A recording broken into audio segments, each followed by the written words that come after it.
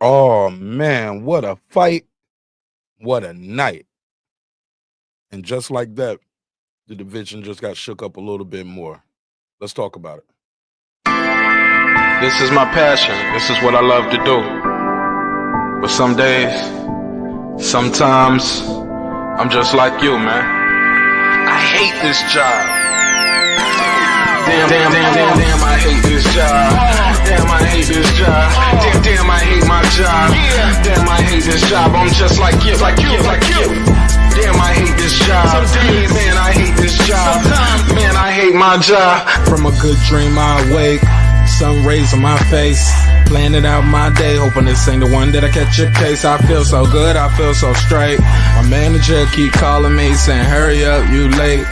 Hurry up, you lay off. Y'all, man, I hate this job. Man, I hate this job. Been trying to play it cool, but it's hard to play it off. I've been hanging on to this bullshit, cause my car still ain't paid off. I know I'm on my way up, my boy just got laid off, so f y'all, man, I hate this job. Man, I hate this job. These hoes here so ratchet, these niggas here so sneaky. Y'all don't even really pay enough for y'all to only pay bi-weekly. I'm trying to double up my cash, take this job, shove it up your ass. Yo, man, I hate this job. Sometimes I wanna say, get walk in and slap my boss. This shit is getting hard. Damn, I hate this job. Gotta make it out of this struggle, bruh. And I don't really mean to take it out on you. You just a customer, but damn, I hate this job.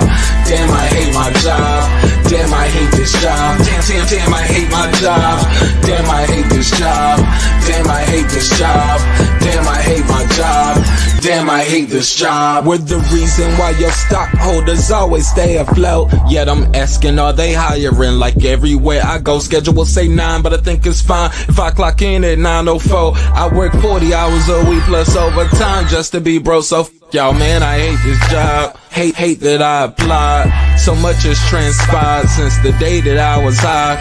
Told me I could advance, but you were telling me lies. Gotta give your notice before I quit, but you don't say shit right before I'm fired. Damn, man, I hate this job. Sometimes I wanna say, get walk in and slap my boss. This shit is getting hard. Damn, I hate this job. Gotta make it out of this struggle, bruh. And I don't really mean to take it out on you. You just a customer, but damn, I hate this job. Damn, I hate my job. Damn, I hate this job. Damn, I hate my job. Damn, I hate this job. Damn, I hate this job. Damn, I hate my job. Damn, I hate this job.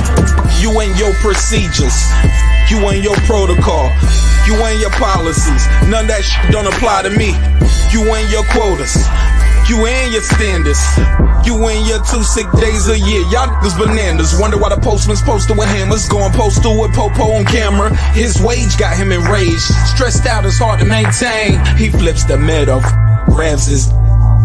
He said, if you don't get the picture, I quit, you ain't shit, mother. Man, I hate this job. Sometimes I wanna say, get walk in and slap my boss. This shit is getting hard. Damn, I hate this job. Gotta make it out of this struggle, bruh. And I don't really mean to take it out on you. You just a customer, but damn, I hate this job. Damn, I hate my job. Damn, I hate this job. Damn, I hate my job. Damn, I hate this job. Damn, I hate this job. Damn, I hate my job. Damn, I hate this job. Look, man, I hate this job. I put my pants on one leg at a time, just like you. I'm out here trying to take care of my family. Damn, I hate this job. It's not always glamorous, for real, but I do what I gotta do for me and mine, you know? Damn, I hate this job. Damn, I hate my job. Damn, I hate this job. Damn, I hate my job. Damn, I hate this job. Damn, I hate this job. Damn, I hate my job. Damn, I hate this job. Damn, I hate this job. Damn, I hate this job. Damn, I hate my job. Damn, I hate this job. I'm just like you, nigga. Damn, I hate this job. Man, I hate this job. Man, I hate my job.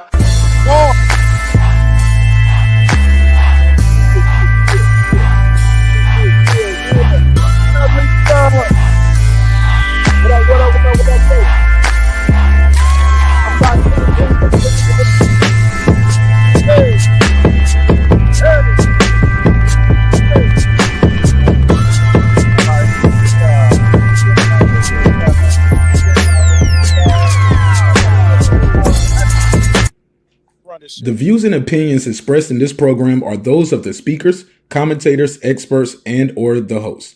They do not explicitly nor necessarily reflect nor represent the channel's policy or the views held by the channel or broadcaster. The broadcaster or its channel cannot be held accountable for all or any views expressed during the program. Basically, if I didn't say it, don't come for me. You come for the person who said it. And please don't sue me for somebody else's words. With that, This that squad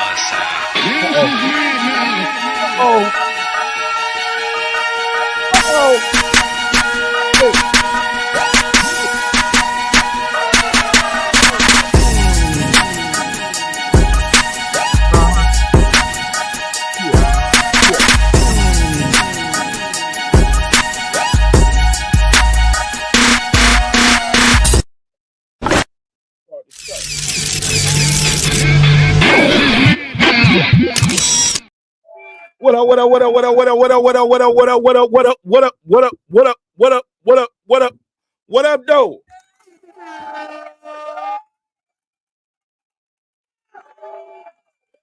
Feels so good to be on top where we belong, you know? Oh my God. Another one bites the dust. Damn. Down goes Caleb Plant. Down goes, well, he didn't go down, but that stock definitely dropped. Put a case on it, baby. What the hell happened, man? Shout out to everybody who's here now watching the show. It's your host, Mark Nash. Another great episode of Breaking Beats, where we break down business, entertainment, art, technology, sports, and any damn thing else you and I feel like talking about. It is the #1 hip-hop political sports show with a comedy twist. We like to let the jokes fly. You know why? Life is serious enough. Life is getting real serious in the middleweight division. Sorry, check that. Super middleweight division. Just got shook up again, boy. Some of y'all like, damn, Mark, why you so happy? I bet on the underdog.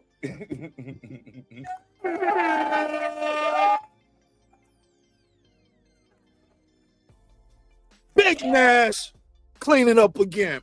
I actually had money on the draw, too. I was like, shit.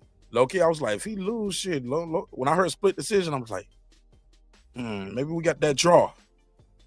That draw was like plus 8,000. So I was hoping for the draw too. But yeah, your boy came up on the underdog, baby. Shout out to the underdogs out there. Oh yeah, we're gonna clown a little bit. If you think I'm here to play around with y'all, God damn it, I'm not. Not at all. But shout out to Premier Boxing Champions.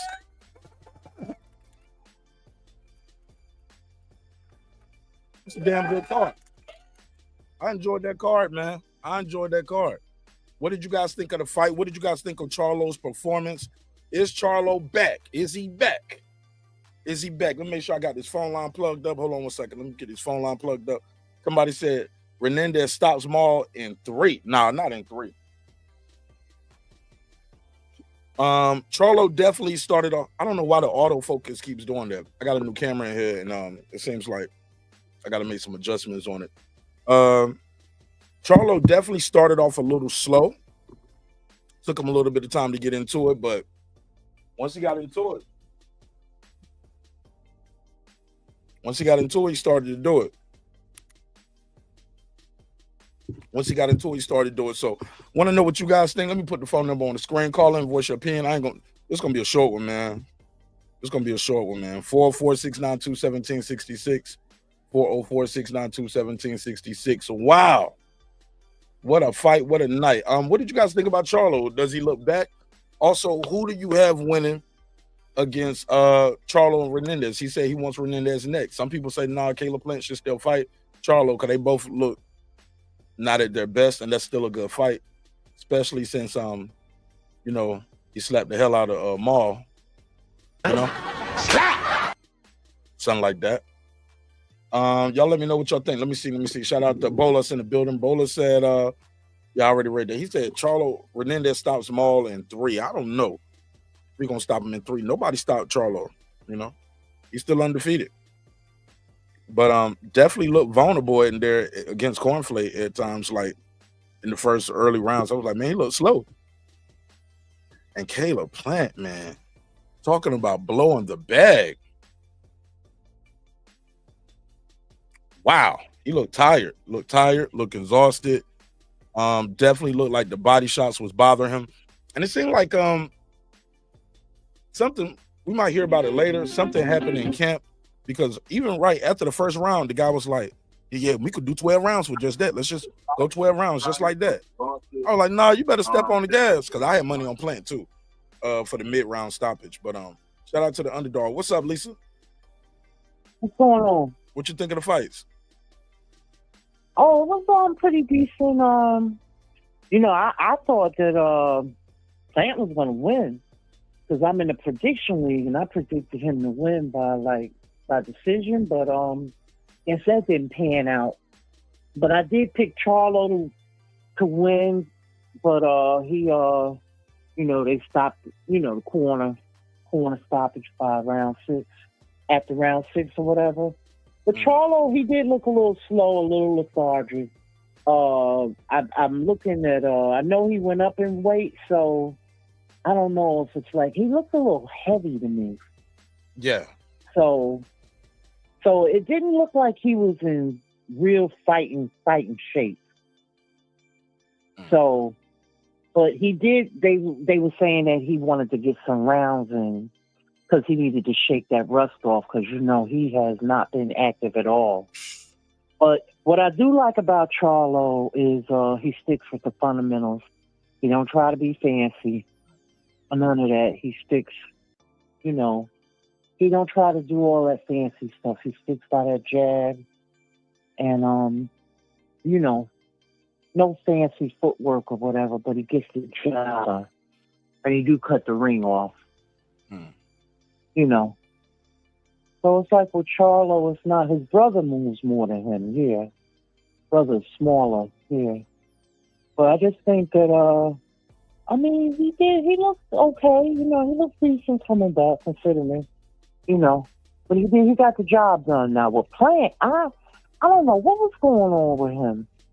It's just like, Plant, you can't you can't fight like Plant. Should have just stuck to his basic boxing. What he do? He's a pure boxer. You can't go out there and fight toe-to-toe with a fighter like that, like Resendiz. He's a pressure fighter, you know what I mean? Yeah, I'm listening. It seemed like he got tired. It seemed like he was doing a lot of movement, unnecessary movement early on. Yeah, he got an issue with the gas tank or whatever. Because at some point he seemed to like tap out like about 8 or 9 or whatever, but I don't know. I don't know if it's a strength and conditioning thing or, I don't know why some people just, all that unnecessary movement like you were saying. But he just, I don't know. Plant was getting pieced up. And I saw it earlier. I was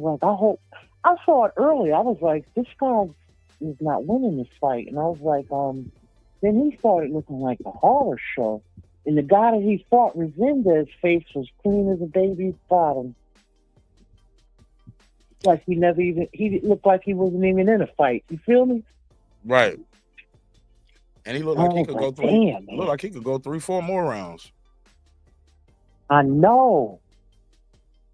That was like a banana peel right there. See, fights like that, and congratulations to you on your big win. Thank you. Fights like that is a banana peel. Now will they be willing to still do Charlo and Plant fight? You know what I'm saying? Fucked up the bag. Hey, look, I love it too, Lisa. Of course, because I won on the underdog, but I like when the division gets shaken up like this. You know what I'm saying? A lot of people didn't know about this guy Resendiz. A lot of people slept on him, and rightfully so. Because they didn't know a lot about him. Caleb Plant, we've seen him all the time, but we got to stop picking guys. I ain't talking about you in general, but we got to stop picking guys versus off the names of the opponent just because you don't know the opponent. Like, look at the opponent's work. Look at what he's done. Look at how active he is. Look, the confidence, what he's building up. How long has Plant been at that weight, and this guy's coming up in weight? You get what I'm saying? So he's going to be bigger and stronger versus the other guy. Just keep cutting weight for year after year after year after year after year, still making 168. Mm-hmm. He didn't look strong in there, Caleb Plant. He didn't look. He looked tired. He looked like he was just ready to get up out of there, man. He was ready to go home. And I'm talking about early. I'm like in the 6th round. And I was like, okay, well, maybe I might win on this knockout between 7, 8, and 9, because he looked like he was about to stop Caleb Plant in the middle of some of them rounds, like the middle rounds. Yeah, I agree. But you know what? I know that he's a career super middleweight. I can't see him moving up to 175 and beating any of those guys. You don't have to pop to keep them honest. You know what I mean? Right. All of them dudes will give him problems. Anthony Yard, what's the guy's name? All of them guys will give Caleb Smith, Benavidez, they will all give, and I'm just talking about the more lower tier guys, they would give him problems. I just don't see him beating those guys. That's just my opinion. Those guys are bigger, stronger, and they got more pop. Plant relies on his speed and his footwork a lot. And it's starting, and if he doesn't have that, which is what we saw him lacking tonight, I don't know where he stands, what's next for him. Right. There's not really a lot of people left at 160. I mean, well, he hasn't fought everybody at that weight, but I don't know. It's like, who else is left? Andre can fight. Shoot, they still around, Andy. Yeah, that's true. Andre, yeah. Still around. Yeah, Andre's older now, yeah. Man, all these guys are getting old right in front of our eyes, man. And I can't remember who texted me. Yeah, Pratt looked old tonight. He looked old in that ring. And even when they showed Charlo's picture on the I was like, damn, Charlo's getting older now, because see, we knew them when they was in their 20s. It's like, shit, and it's like, damn, people getting old. He's like 34, 35 now, and it's like, people, they're getting old. Yeah, shoot, Lisa, we getting old. Sitting around watching these guys fight. How about that? Yeah, wait a minute, I ain't even want to mention me. Yeah. Aren't we all? Me? I ain't even want to mention myself, yeah. But it's like, damn, I was like looking at the picture, and I was like, damn, you can see the difference here. It's like they getting older. It's like, so the PBC stable is getting older. I mean, the only really young guys I could think of is like Carmel Moulton. Yeah. I'm just talking about like young. Yeah. But he fought tonight, but it wasn't televised. How was it? I didn't see it because it wasn't televised. He won by UD. Did he win? Oh, he won? Yeah, by UD. Yeah, look at this old picture of Charlo. Normally, he knocks people out. Charlo looks slow. He looked slow. The jab, it started to pick up in I think round 4. He started doubling and tripling, but early on he was looking slow, lethargic. I was like, is it the layoff, the 18-month layoff, or is it the going up in weight, or is he just getting old, or is it all of the above, Lisa? All of it, and people, it's rumored. I don't know if it's true that he's taking psych medicine. I don't know if that's true or not, but that stuff slows you down. Yeah, I remember when Tyson was like, they had Tyson on those psych meds, and that's what Charlo reminded me of, watching him. Yeah. And that what interview was that?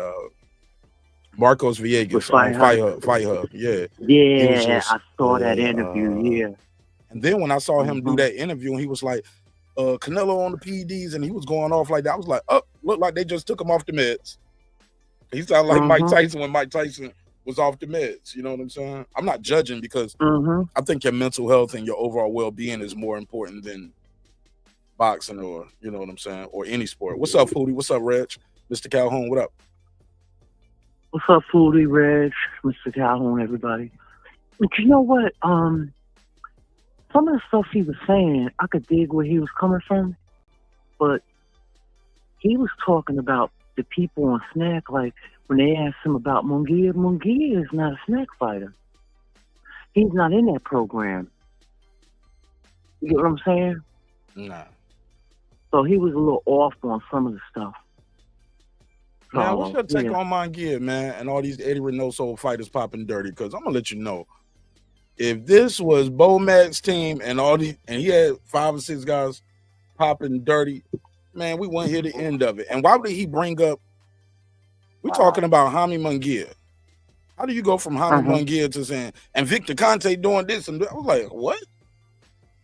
Yeah, I don't think they should blame Eddie Reynoso, because usually I hear that stuff comes more from strength and conditioning people. Now, I don't know if that's true or not, but just because it's his gym don't mean that he's you know what I'm saying? That he's giving the people that. I don't know. You know what I'm saying? Like, there's a lot of but it's people. looking shaky though, Lisa. It's like you got Martinez, Canelo, Valdez, Munguia. Andy Ruiz went over there, lost a whole bunch of weight mysteriously. Yeah. It's just looking a little shaky, baby, you know? Well, I mean, you know, looks are deceiving. I mean, people could say that, but I mean, if they don't have no valid proof, you know what I mean? Yeah, I get, you know, he's had some fighters that have, you know, popped or whatever, but it's up to him to come back with the B sample, you know what I mean? Have that, you know, and usually what's in the B sample is the A sample, you know what I'm saying? That part, it's the same shit. They draw that out the same vial. Unless there was some type of cross-contamination or something, you know. But like I said, you know, yeah, I get you, you know. I see your face. I'm looking at my TV. I rule out anything because you just don't know, you know what I mean? But I'm not saying that. I'm sorry. When last time you had these, Lisa? What is it? Let me see. Some lemon heads. Oh man, in a long time. Oh, you know, I hated them because they was, you know, I never liked sour stuff. I love them. Look at me. I racked up. They had a little graduation party for the kids. Man, I ain't never seen a house party this big, man. It was like some scene from a movie. I thought I'd throw a big house party. Man, with so many people there. They had all the candy laid out for the kids. Man, I racked up on them lemon heads. Got like 6 boxes. Fuck them kids. Wow. It's my candy. It's my childhood. But yeah, I remember lemon heads. Real good, yeah. Yeah, but you get what I'm saying though. If it was anybody else having this many people, I heard Eddie Reynoso made them sign. I don't know if this is true, so put a case on it. Made some guys sign basically a NDA and waiver saying basically if you pop dirty, I ain't got nothing to do with it. Okay. Kind of shit is that? Yeah, I don't know. Yeah, I don't know. You know, I don't know. That I don't know. I've never heard that, but yeah. I mean, it's just like the same thing was not the gym, but remember all them people pop with Eddie Hearn? But he's a promoter, he's not a trainer, yeah. Right. You know, it happens, man. So I don't know. Somebody in chat said Ron Garcia, but Ron Garcia popped with Derek James, correct? Derek James, yeah. But you know what? Some of the things that Charlo was saying was probably on point. You know? What part? As far as fighters, you'd be surprised at how people in other words, he was saying like sometimes people kind of take dives. He didn't outright say it, but he was alluding to it. Talking about it be scripted and stuff? Yeah, stuff scripted and people, you'd be surprised your favorite fighter maybe, you know, taking something, you know. They just didn't get caught.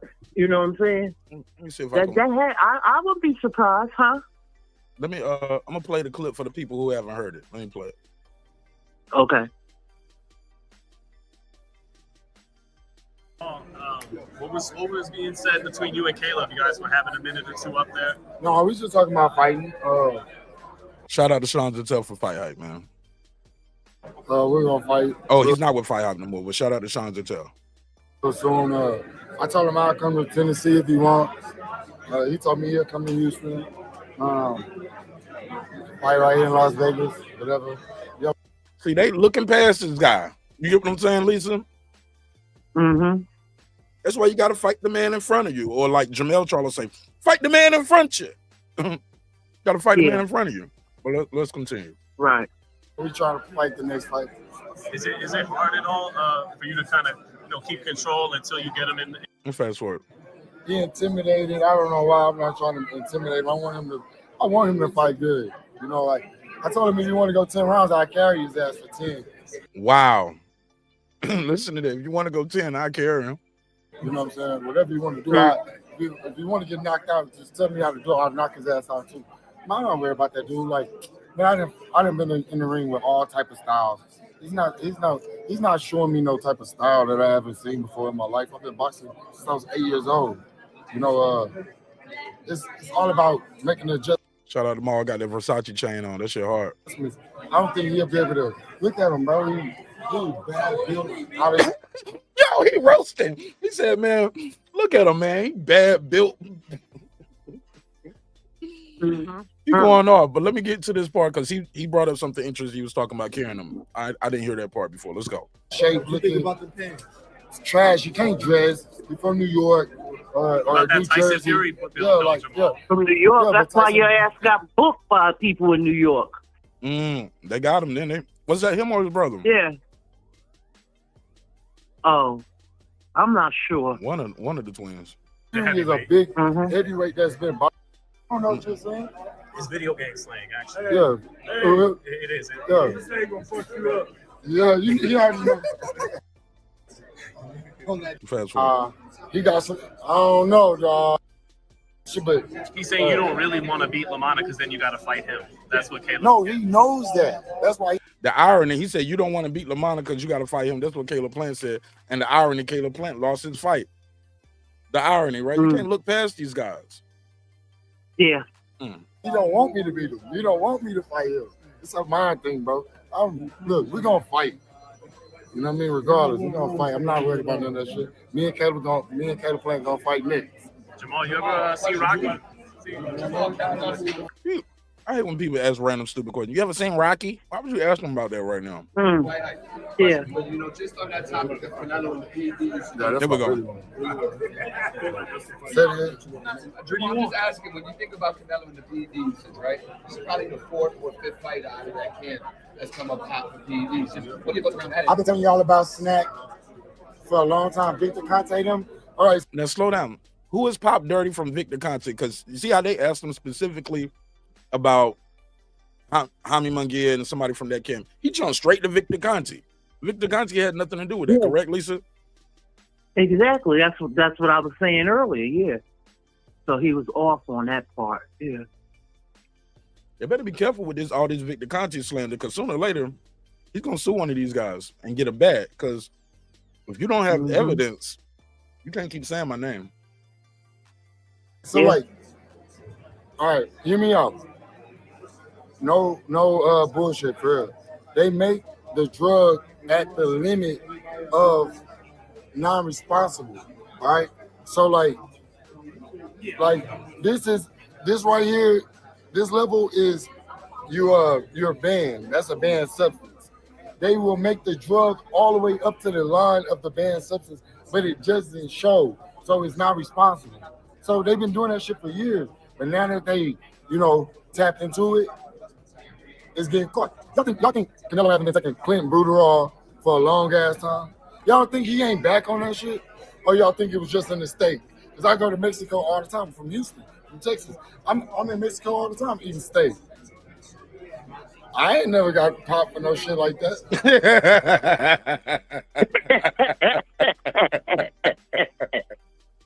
Oh boy. Lisa, respond to that. Go ahead. What you got, Lisa? Go ahead. Man, I don't even know what to say. That he ain't even got pop for that. Come on, man. Yeah. Is he being tested? That's a good question. Was this fight test? Did they test for this fight? Okay. Good question. Yeah. And Charlo is. Sorry, go ahead. He pissed me off the other day too. What'd he do? What he said about Devin Haney. What'd he say? Well, he was like, "Fuck the Haneys" or whatever, and he said he hoped T.O. beats him, whatever. Why? He got T.O. I don't know. Him and Bill is beefing about something. I have no idea. Well, I didn't play this last little part when you said something about scripted. This not just boxing. This a lot of athletes all over the world.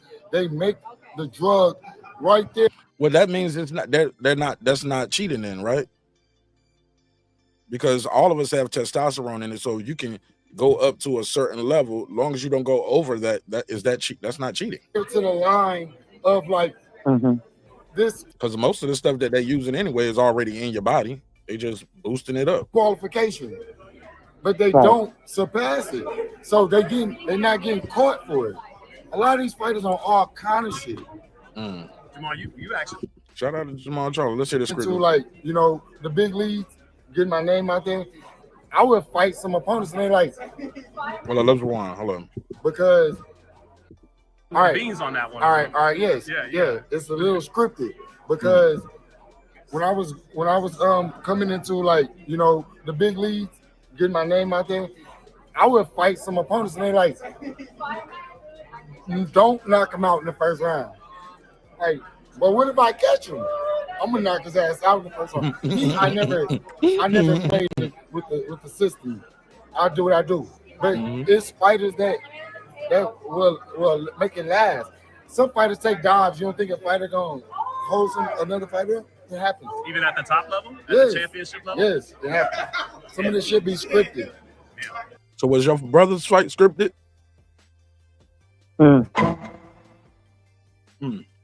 Interesting. Good point. Good interview too. Shout out to Sean Zettel from Fight Hype. I'm sorry, well, I keep saying from Fight Hype, but shout out to Sean. Good dude. Every time I see him, shakes my hand. I always want to take a picture, chopping it up with him.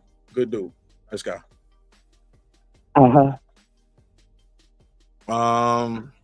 Wow. Yeah. Interesting, this video here. You think it is any credence to what he said? Oh yeah, it could be. Yeah, definitely. When there's smoke, there's fire. Yeah, he's in the business, so he already knows. Okay. It's always been assumptions about things, but if you can't prove anything, like I said, if you didn't get busted, then All right. Well, you got anything else you want to add? I'm gonna try to take a couple more calls, and I'm gonna end the show a little bit early. No. I'm gonna go back in the chat. Okay. Love you to death, Lisa. Thanks for calling in. All right, love you more. Peace. All right. Phone lines are open 404-692-1766. Want to call in and voice your opinion. Tell me what you thought about the fight. The number's on the screen, 404-692-1766. Let me know what you think. Shout out to Cam. He said, what's the big old deal, everybody? What's up, homie? What's popping with you?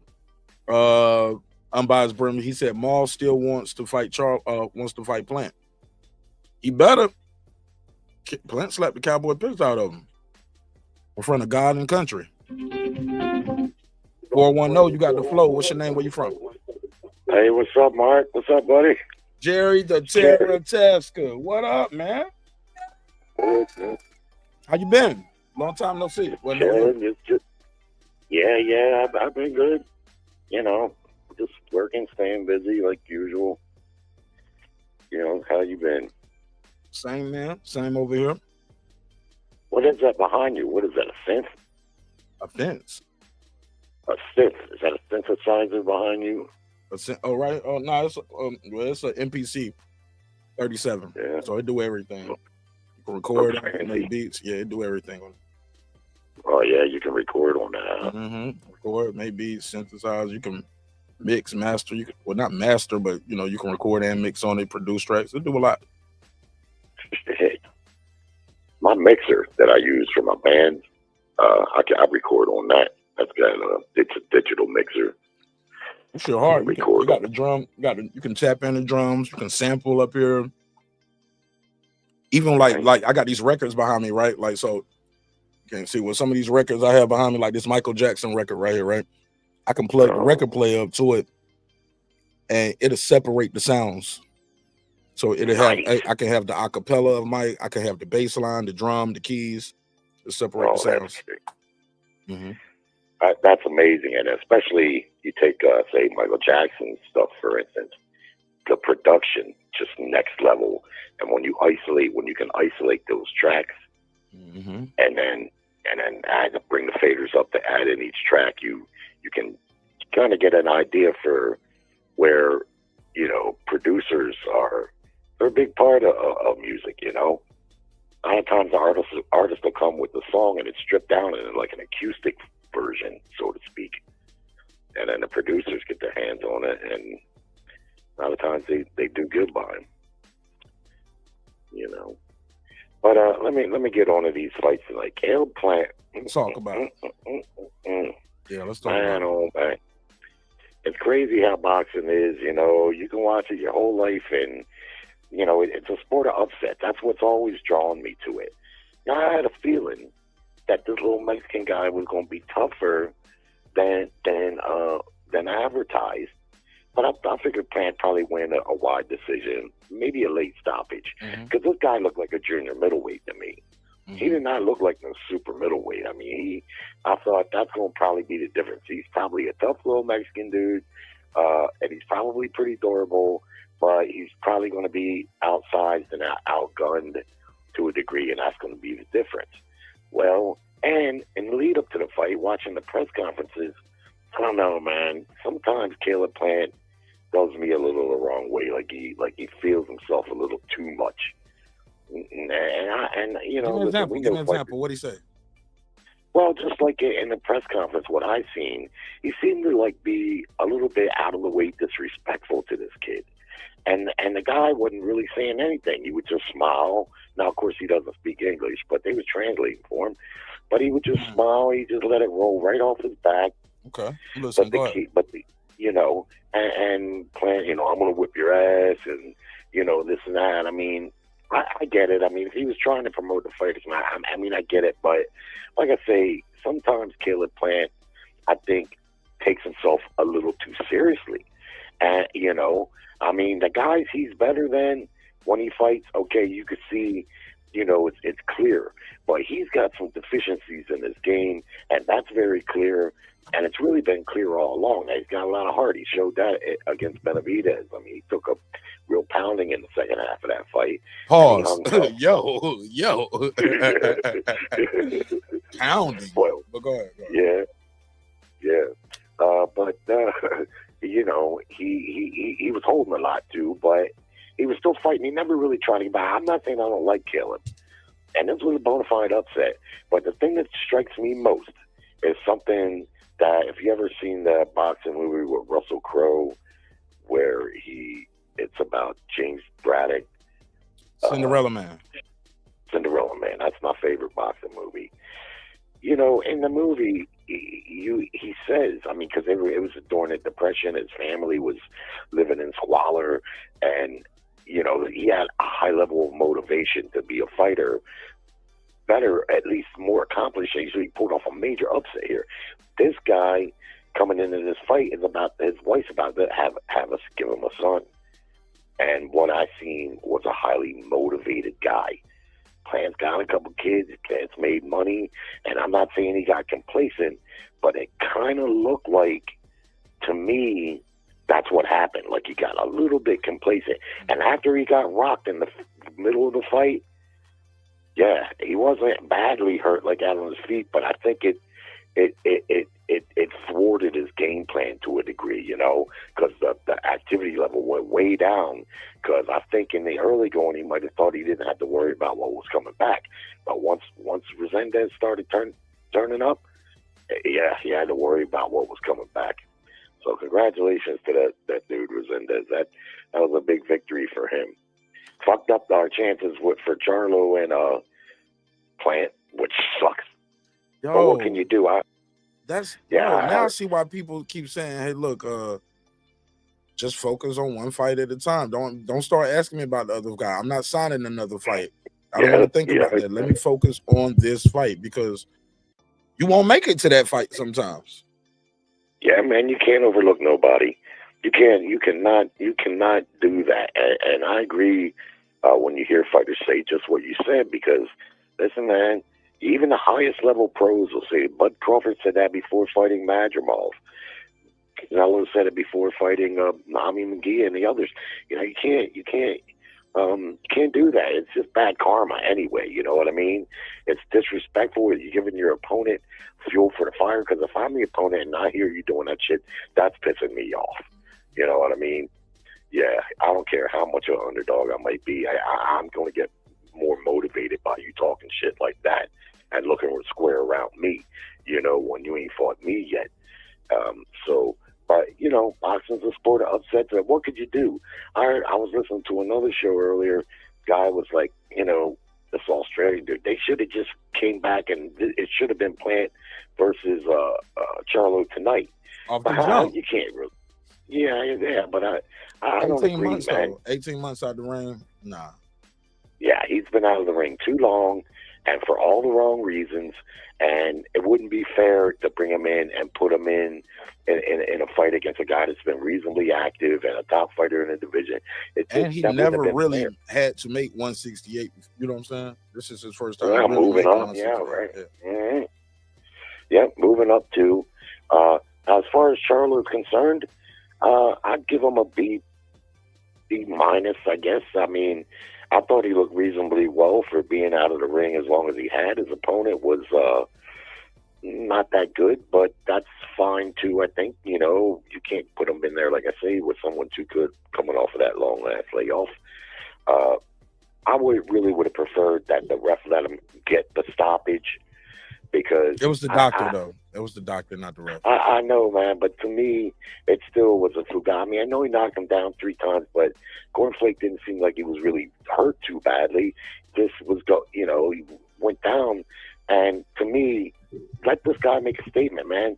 You know, he don't won the first 6 rounds, whatever rounds, and let him, at least get off a good combination, and he could stop the fight, and it would be been better for Charlo, for me. But the fight was already a foregone conclusion what's going to happen. Why make that other guy take more punishment just to make Charlo look good, though? You get what I'm saying? Because we've seen a million fights where the conclusion was foregone and it didn't happen that way. The other fighter came back to win. Now, I'm not saying that would have happened here. It didn't look like that was going to happen at all. But if Charlo was going to falter, it was going to be in those last 3 rounds, perhaps, if he was going to, which I don't think he was going to. So don't get me wrong. And I'm not saying that it was the worst stoppage I've ever seen. I just think, let him get the stoppage, man. Get out the way, I mean, the guy was wide-eyed, on his feet. He was still fighting back some, but he was losing. No question about it. But I would have rather they let him just get the stoppage. But like you say, the doctor stopped it. So I don't know. The doctor said, "I'm not about to lose my license." I wouldn't mind seeing this Resendiz get the Charlo fight now. Me neither. And he might win. Yeah, he might win with that kind of pressure. Yeah. He might win. He might, but I think I would probably favor Charlo. If Charlo can regain form, he's probably still one of the very best fighters, even at 168. He's going to compete pretty good, you know what I mean? If he keeps his nose clean and he stays focused and he regains form, he's a real player, I think, in the division. Tonight was a night for him to just get the rust off. We know what tonight was. You know, hopefully they don't keep him out another lengthy period of time. The Plant fight might be off the table, but don't keep him off. Make a fight with this guy. Now that he's got that title, I don't know what title. What was that? An interim title? WBA interim or the WBA regular, whatever they want to call. Yeah. So you know, there's some guys out there though. Bruno should be coming up in rank since Jaime Munguia popped dirty, and they should make that a no contest. They should be dropping Jaime in the rankings. Diego Pacheco's there. I think he's with Top Rank still, right? So, and Billy. You got Berlanga. There's some guys out there. Yeah, Berlanga. That'd probably. Yeah, there's fights out there for Charlo. His key thing is going to be motivation, right? As long as he stays motivated, because like in the interviews, you could hear, and I believe him. He said, you know, he wasn't thinking about boxing. He kind of had it in his mind he would maybe be done. And so, you know, I was listening to another show today. The guy was criticizing the shit out of him. I said, man, can the guy have a break, dude? I mean, dang on. You know, he fell off. I mean, this is clear. But he came back, and a lot of people may not realize, and I'm not saying I know, but we don't know how far gone he was. Just getting back to be physically fit to fight in a boxing ring might be a battle one bigger than most people would ever fight. You know what I mean? We don't know where he was at mentally and with drinking or whatever drugs he might have been doing. You know what I mean? So I've never had problems with addiction like that. You know, maybe except for some alcohol, but that's a big one. Plenty of people, yeah, and I know plenty of people who've had that, and they've had the depression. I mean, I've seen people in low places. You know what I mean? Yes, sir. And yeah, and you know, him just coming back from that is probably a giant victory on its own. So I told him, I said, just give him a break, man. Let him fight. He's been out of the ring. Let's just, you know, let him fight this weekend. And you know, then we can talk about the results and stuff and where he goes from there. You know, it wasn't just but a couple of years ago that he and his brother you couldn't go on YouTube that somebody wasn't talking about them too. His brother was the undisputed junior middleweight champ. He was the undefeated middleweight champ, and they was fighting on the same cards, and they were building some good momentum, and they both kind of fell off. We know what happened with his brother and the Canelo, you know, but it was good to see him back in the ring. I've always liked him and his brother, because what I like about them is they don't come in there and run around and hold and then tell you that that's boxing. They box, but they come to fight too. For the most part, his brother really didn't against Canelo, but all of his other fights, that's not what I've seen. Them two, they come to fight, and I like that. I don't want to watch somebody running around and being uber defensive and then telling you that's what boxing is, because I know better, you see. But lastly, let me just talk a minute about Canelo and Bud Crawford. Now, you see, man, what a difference that one fight can make, because when Bud Crawford moved up there to 54 and fought Madrimov, it was a competitive fight, more competitive than what we typically would see Bud Crawford in. And a lot of people, man. I think he was on a 10-fight knockout streak or 11-fight knockout streak. Yeah. But that fight was more competitive. A lot of people, Canelo's going to kill this guy. There's no way he can move up 2 weight divisions. Canelo's just going to smash him. This is what you were hearing. Now, fast forward, 10 months later, 11 months later, Canelo has this fight against Skull. He didn't take any chances to get at Skull, not one time. And now public opinion has shifted dramatically, right? Just off of that one fight, even though Canelo probably, he won the fight, and he probably won most of the rounds.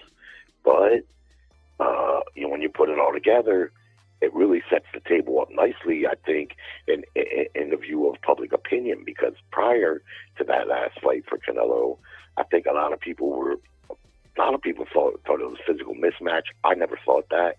But they just, weren't really feeling it like that. But now the fight's taking on a whole different energy. Now a lot of people are saying Bud beats him, maybe stops him. I don't see that, but yeah, I mean, I'm kind of leaning towards Crawford too, because Canelo, I don't know, it's hard to say because he didn't go after school. And you could say, well, he didn't want to take any chances with this big fight looming, next with Crawford.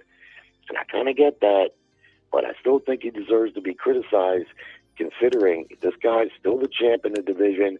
He still gets all kinds of money, $80+ million for that fucking sparring session, right? And up until that fight, he gets out of the ring. He says he's the best fighter in the world, and we're going to have to expect more from you in Crawford fight in the distance or not. You know what I mean? Right. He didn't take any chances at all. Now, the guy ran. Yes, he did. He was running all night. All night. But you know what? And Canelo was cutting the ring off on this guy. People are like, you can't cut off the ring. You don't know how to cut it. Bullshit. This guy's almost a 70-fight veteran. He knows how to cut off the ring. But when you cut off the ring, it's not just done at that point. You have to close the distance. You have to cut the ring off and close. And that's what he didn't do. He didn't do it against Charlo either, only once or twice. The one time he did it, he got Charlo to take a knee, but he didn't take any chances in that fight either, just a couple. But in this fight, he took no chances. He didn't close one time, not once. So that was a piss-poor performance, and I expect better from Canelo, but I'm still looking forward to the fight. It's going to be a big fight. Man, who you got winning? Man, right now I'm kind of feeling Crawford. I can't lie, though. It's a little bit intrigue involved there, too, because Crawford is probably, 38 now? I think he's 38 years old. 7? How old is Crawford? 37, 38. I think by that time, hold on, Terence Crawford. Birthday is, he's 37. Okay, he's 37 years old. He's been fighting as long as Canelo probably. And he's been inactive, and he is moving up 2 weight divisions. So Canelo's 34, and he's been pro since he was 14. It was something like that, right? 14, 15 years old, he's been pro. So yeah. They're both veterans. I mean, they've been out there a while, Canelo's got on in fights. Ain't no way that's not going to take its toll. And more than anything, Canelo, who's always been kind of deliberate in his offense, it seems to me since he fought Golovkin, he's exclusively deliberate. He either wants to lay back and counter punch, or if he's coming forward, he's very deliberate in what he's doing, and that's bad news against Bud Crawford. That's how Madrimov got beat. Bud Crawford gets his 1-2 off quick, and he's not a runner. He'll stay in the pocket in range to get that 1-2 off. That's what he did to Madrimov all night. Bing, bang. Bing, bang. And every once in a while, he'd follow it up with a third shot, but he gets it off quick, instinctively. And that's bad news for Canelo, because Canelo, when he's coming forward, he's very deliberate and predictable, right? Yeah, he's very deliberate and predictable. And Crawford is faster. So he's got a natural hand speed advantage, and he's very quick with the 1-2. He lets it go quick. Instinctively, he lets it go. Canelo walks forward, and you can kind of tell he's going to throw the hook. He's going to throw them same combinations. And yeah, if you get sloppy and get caught, it could mean trouble. But from a pure skill standpoint, Bud Crawford's got him in a lot of categories. And the size, I don't think the size is going to be nothing what I never have thought it was going to be. They're about the same size, these two. Bud Crawford's a little taller, an inch maybe. I don't see his height advantage being enough to make a difference, but he does have 3.5-inch reach advantage. And he was 169 when he fought Madrimov, and he's had almost a year to even get bigger. And his key advantage is speed anyway, so I wouldn't try to get too big. He doesn't have to be too big against Canelo. Faster. That's what's going to be his best advantage. Yeah, I saw something where Jermall was like Crawford making the same mistake my brother made, where he bulked up too much and he lost his speed. But I saw the interview with Charlo right after the fight, Charlo, And he said, I wish I had more time to get even bigger. I wish I came in bigger. You know what I'm saying? Than he did. So Yeah, I think the biggest mistake is they're giving Crawford too much time to prepare for this guy. And Bud Crawford is not the type of guy I would want my face on his damn vision board. You know what I'm saying? Where he just looking at me every day saying, this, I'm gonna do this. He has a year, excuse me, sorry to cough in here. Not only to prepare for it mentally and physically, but he has time to go up, gain weight, get strong, and build the muscle, and be able to cut weight to get to 168. Not him just going from 54, just trying to get to 68. No, he's going to be over that, building muscle and strength, and then going to cut weight. And I think what people are mistaken with this guy is too, he has experience in doing this. He's done it several times. And not only is he going up, not only is he going up in weight, he's been going up in weight, dominating guys. I just don't think he took a lot of risk in that Madrimov fight because Madrimov was trying to counter. And he, like we was talking about tonight, like guys know they got something bigger on the horizon. They don't take a lot of risk, or they go in there and get their ass kicked sometimes. Yeah, you don't want to make any stupid mistake and have a giant bag messed up. You know, that's understandable. But even at that, and there's a good example of why I like Crawford and fighters like him. He still was in there fighting. He wasn't running. He wasn't holding. You know, he was in the pocket most of the fight, you know. Right. He took a few shots on Madrimov, but, I mean, it's a fight. You're going to take a few shots. But he always kept himself in distance to get off his shots.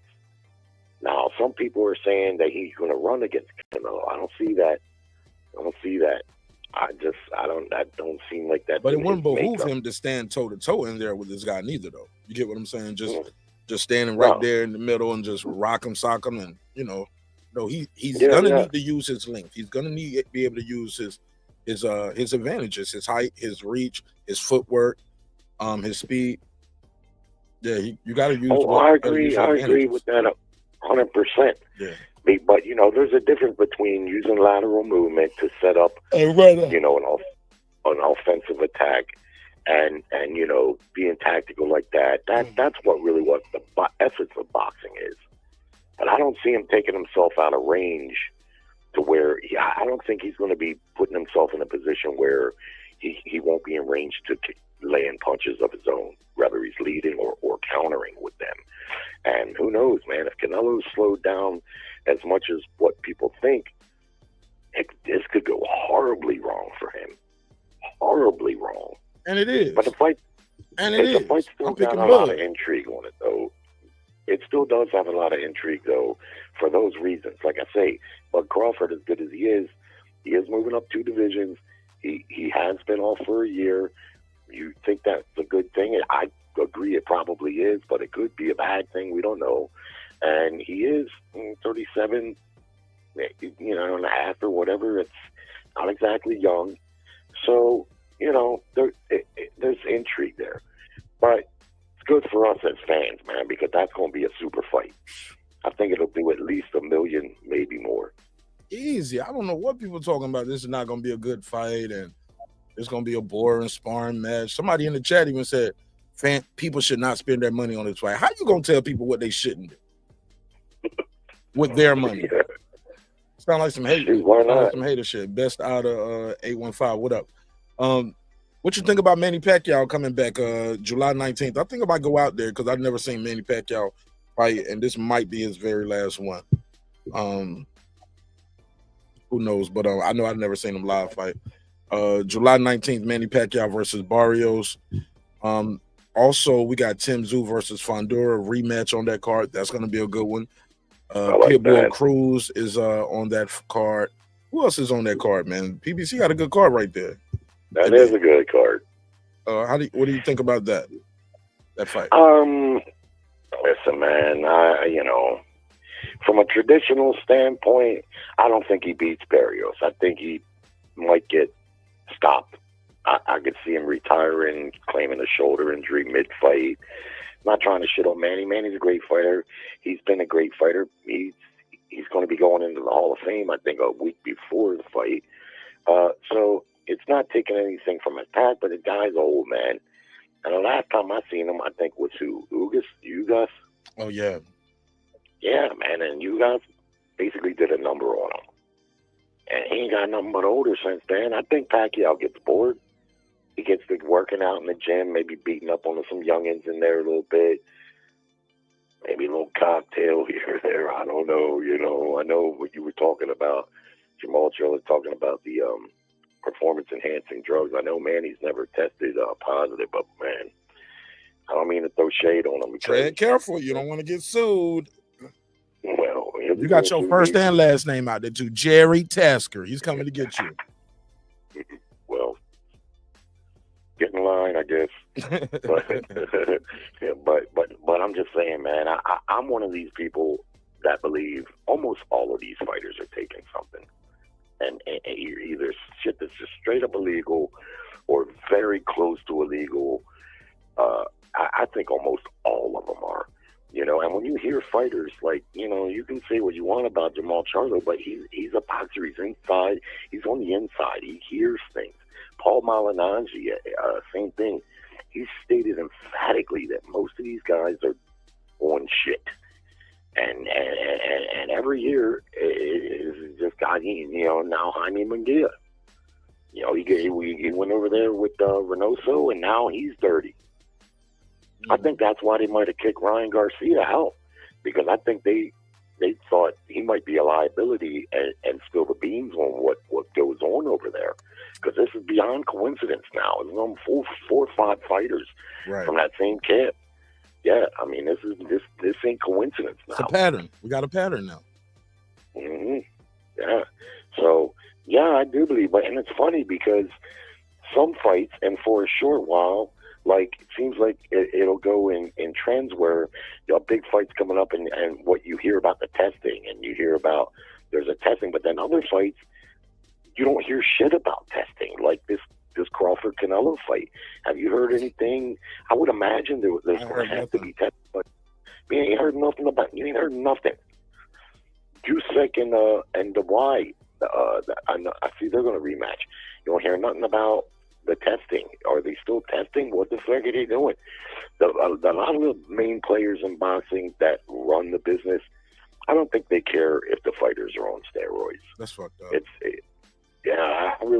I think the only time they care is when someone gets caught and they gotta pretend as though they care. You see, because baseball knew about steroids for a long time before anything was done. It took the government getting involved for them to really, you know, come to the forefront and show that they weren't an advocate for it, right? And same thing in boxing, you know. So I just, you know, I think a lot of these guys are on stuff, and for the ones that aren't, it's not an even playing field, you know. Lisa, but Manny, I think Barrios beats him. I'm sorry. Yeah, Manny. Plus, I don't know if this is true. Maybe you can tell me.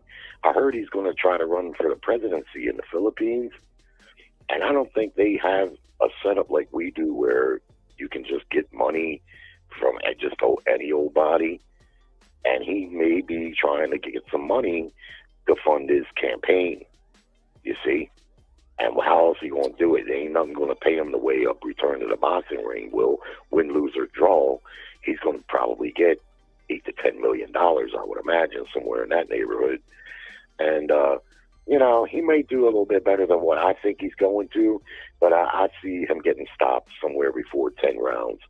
Barrios is a good fighter, man. I don't know why I ain't saying he's a great, legendary great or nothing like that, but every time I see him fight, he fights hard, and he's settled in good at welterweight, and he's a champion, made a few defenses. He's game. I like Barrios, man. First time I saw him live was he lost that fight. It was at Tank versus Barrios. He lost that fight. But man, he's game. And one thing you can say about Barrios and Manny Pacquiao, they've never had boring fights. You know what I'm saying? So we know they're gonna be in there. They're gonna throw them. They're gonna throw some hands in there. And this fight is gonna be good. So I'm very proud of Premier Boxing Champions.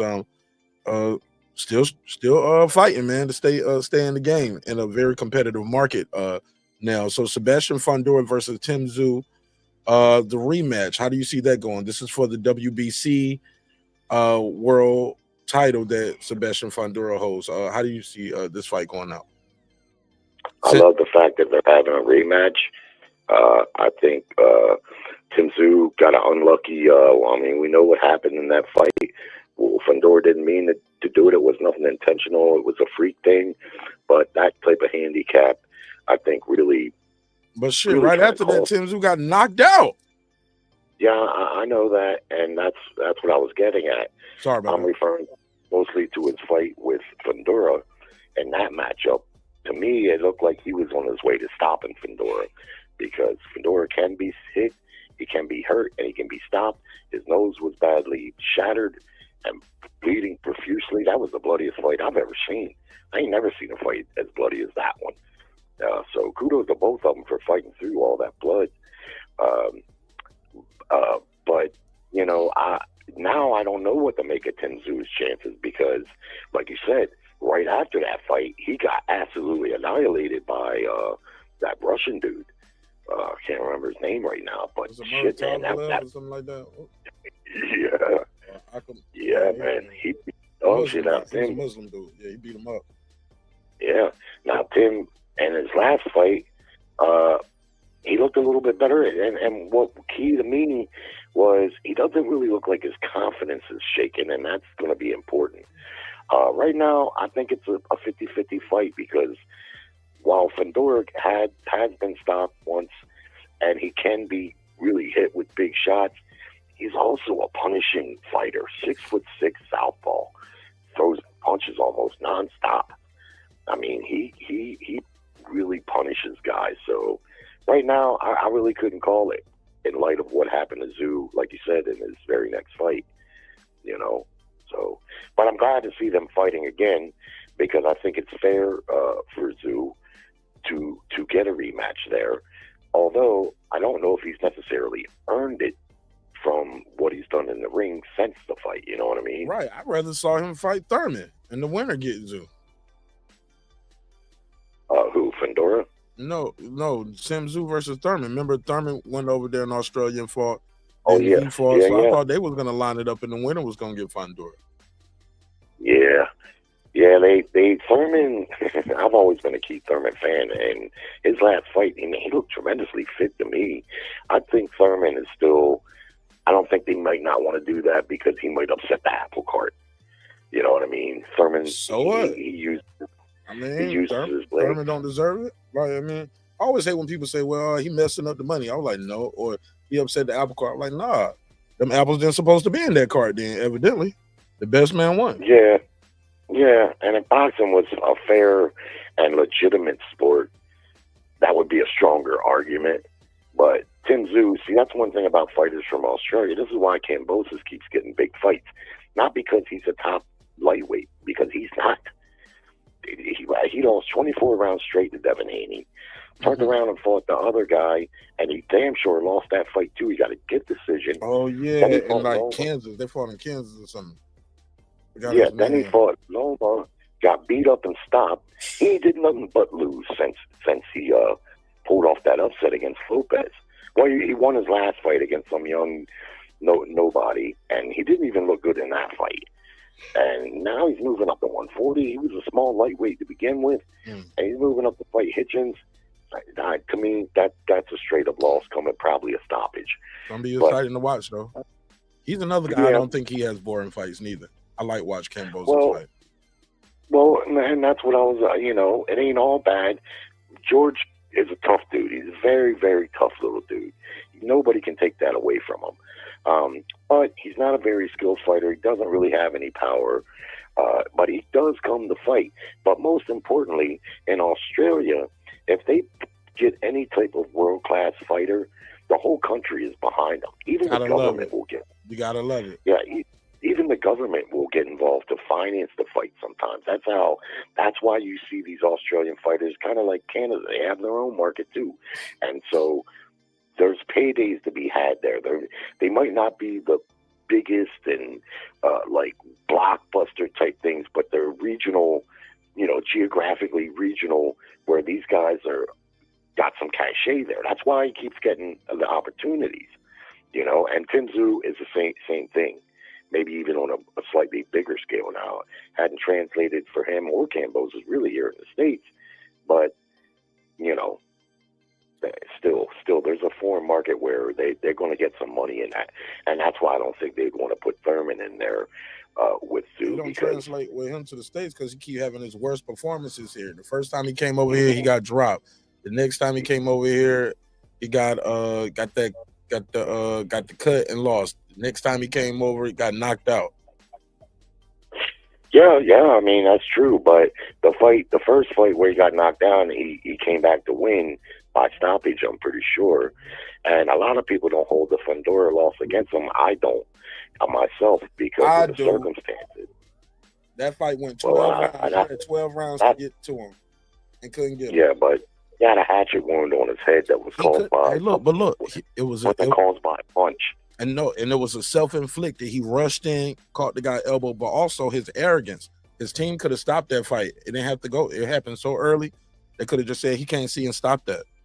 Would have been a no contest. Yeah. But arrogance, because he hurt him early in that one round, was like, oh, I'm gonna be able to get him out, and got built to ass.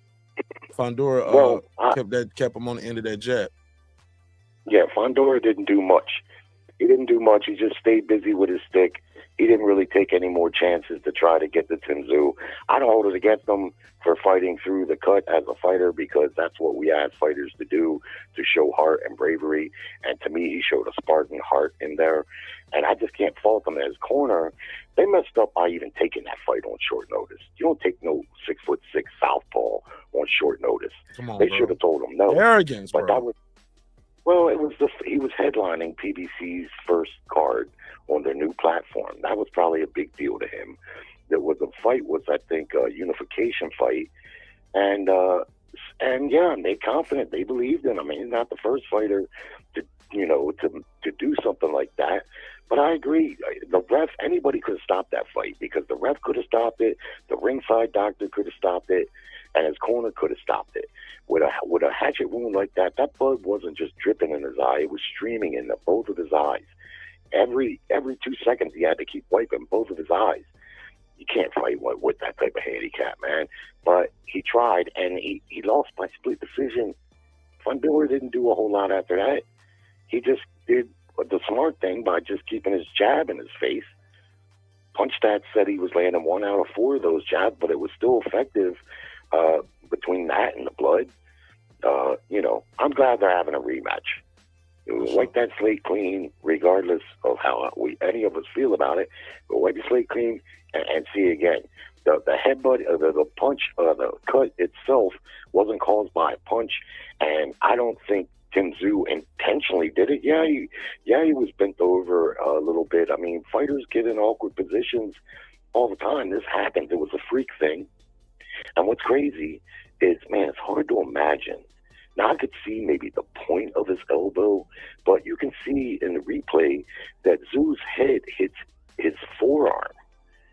And look at that fucking hatchet wound that it caused from his forearm. That amazes me, man. I can't. It's hard to believe, that you ram your head into someone's forearm and it cuts you that deep. Right. You know what I'm saying? But it did, man. It's shit wide open. Pause. But yeah, there's a little bit of arrogance there too. I've sensed that. I sensed that prior to that fight where that Russian dude knocked his ass out. He was kind of downplaying that guy. You take step aside money, and he just seemed like he was, not really taking that guy for what he was. I hadn't seen that guy before, but I know the commentators were saying when he was coming to the ring, and this guy's a real puncher. I mean, people might not know a lot about this guy, but if you do know who he is, this guy can really whack. Has he fought since then? I think he got a fight coming up. He got one coming up. What's his name? Look at that. I want to say Muratavalev, but I think I'm getting him mixed up. Let me see. TSYU. That's a nice ring you got blinging. Which one? Right there. It looks like your right hand. Oh yeah, appreciate it. Yeah, Muratavalev. I say Muratavalev, but Muratavalev. Bakram. Okay. Okay, so what do you think about Devin or Boots Ennis not fighting Lopez? What does he gain from fighting Lopez? Lopez ain't gonna bring him no money the money that he's looking for. He's not gonna bring him another title that he's looking for. You know, Lopez, every time we turn him, all that does is help Teofimo Lopez get a payday. Well, it'd probably be Boots' biggest payday too. Let's be honest, especially if Turkey's involved, which it looked like he was gonna be. How? If Teofimo ain't getting no big bag, so how you gonna get a big bag versus Teo? Well, I don't know what he would get with Turkey involved, and you know, that's the thing. Money probably would have been better, I would imagine. I don't know that for certain, but I would think. But Boots would. Oh, maybe, somebody said that's the best name on his resume. But would he get credit for fighting the guy who best days was at 135? Who's been got dropped by guys? He be getting dropped by guys who not known to be power punchers like Cambosis, Sandor Martin. You get what I'm saying? Those guys are dropping him, and then he's not. He hasn't looked dominant or strong at 140. So what is he going to do coming up to a third division against Boots? So I don't think Boots gets a lot from beating Teo. Well, he get his career highest payday and he get notoriety. How do we know that? Probably. Well, I mean, he hasn't fought a name. Not that Teo Lopez is a big name, so don't get me wrong. To be fair, at this point, everybody he's fighting. It's gonna be a career high payday because he's a unified champion now. So he's gonna whoever he fights now is gonna be more. Your buddy is busy, got a fight already scheduled over in Japan, I guess. What's his name is fighting Manny Pacquiao. What else he want to do? What's his name? Keeps running his mouth, making all kind of racist comments. Fight in September. He wants to. What's that? I'm fighting Norman in September. Well, last I heard is Norman said they're not going to negotiate anything till after this fight coming up.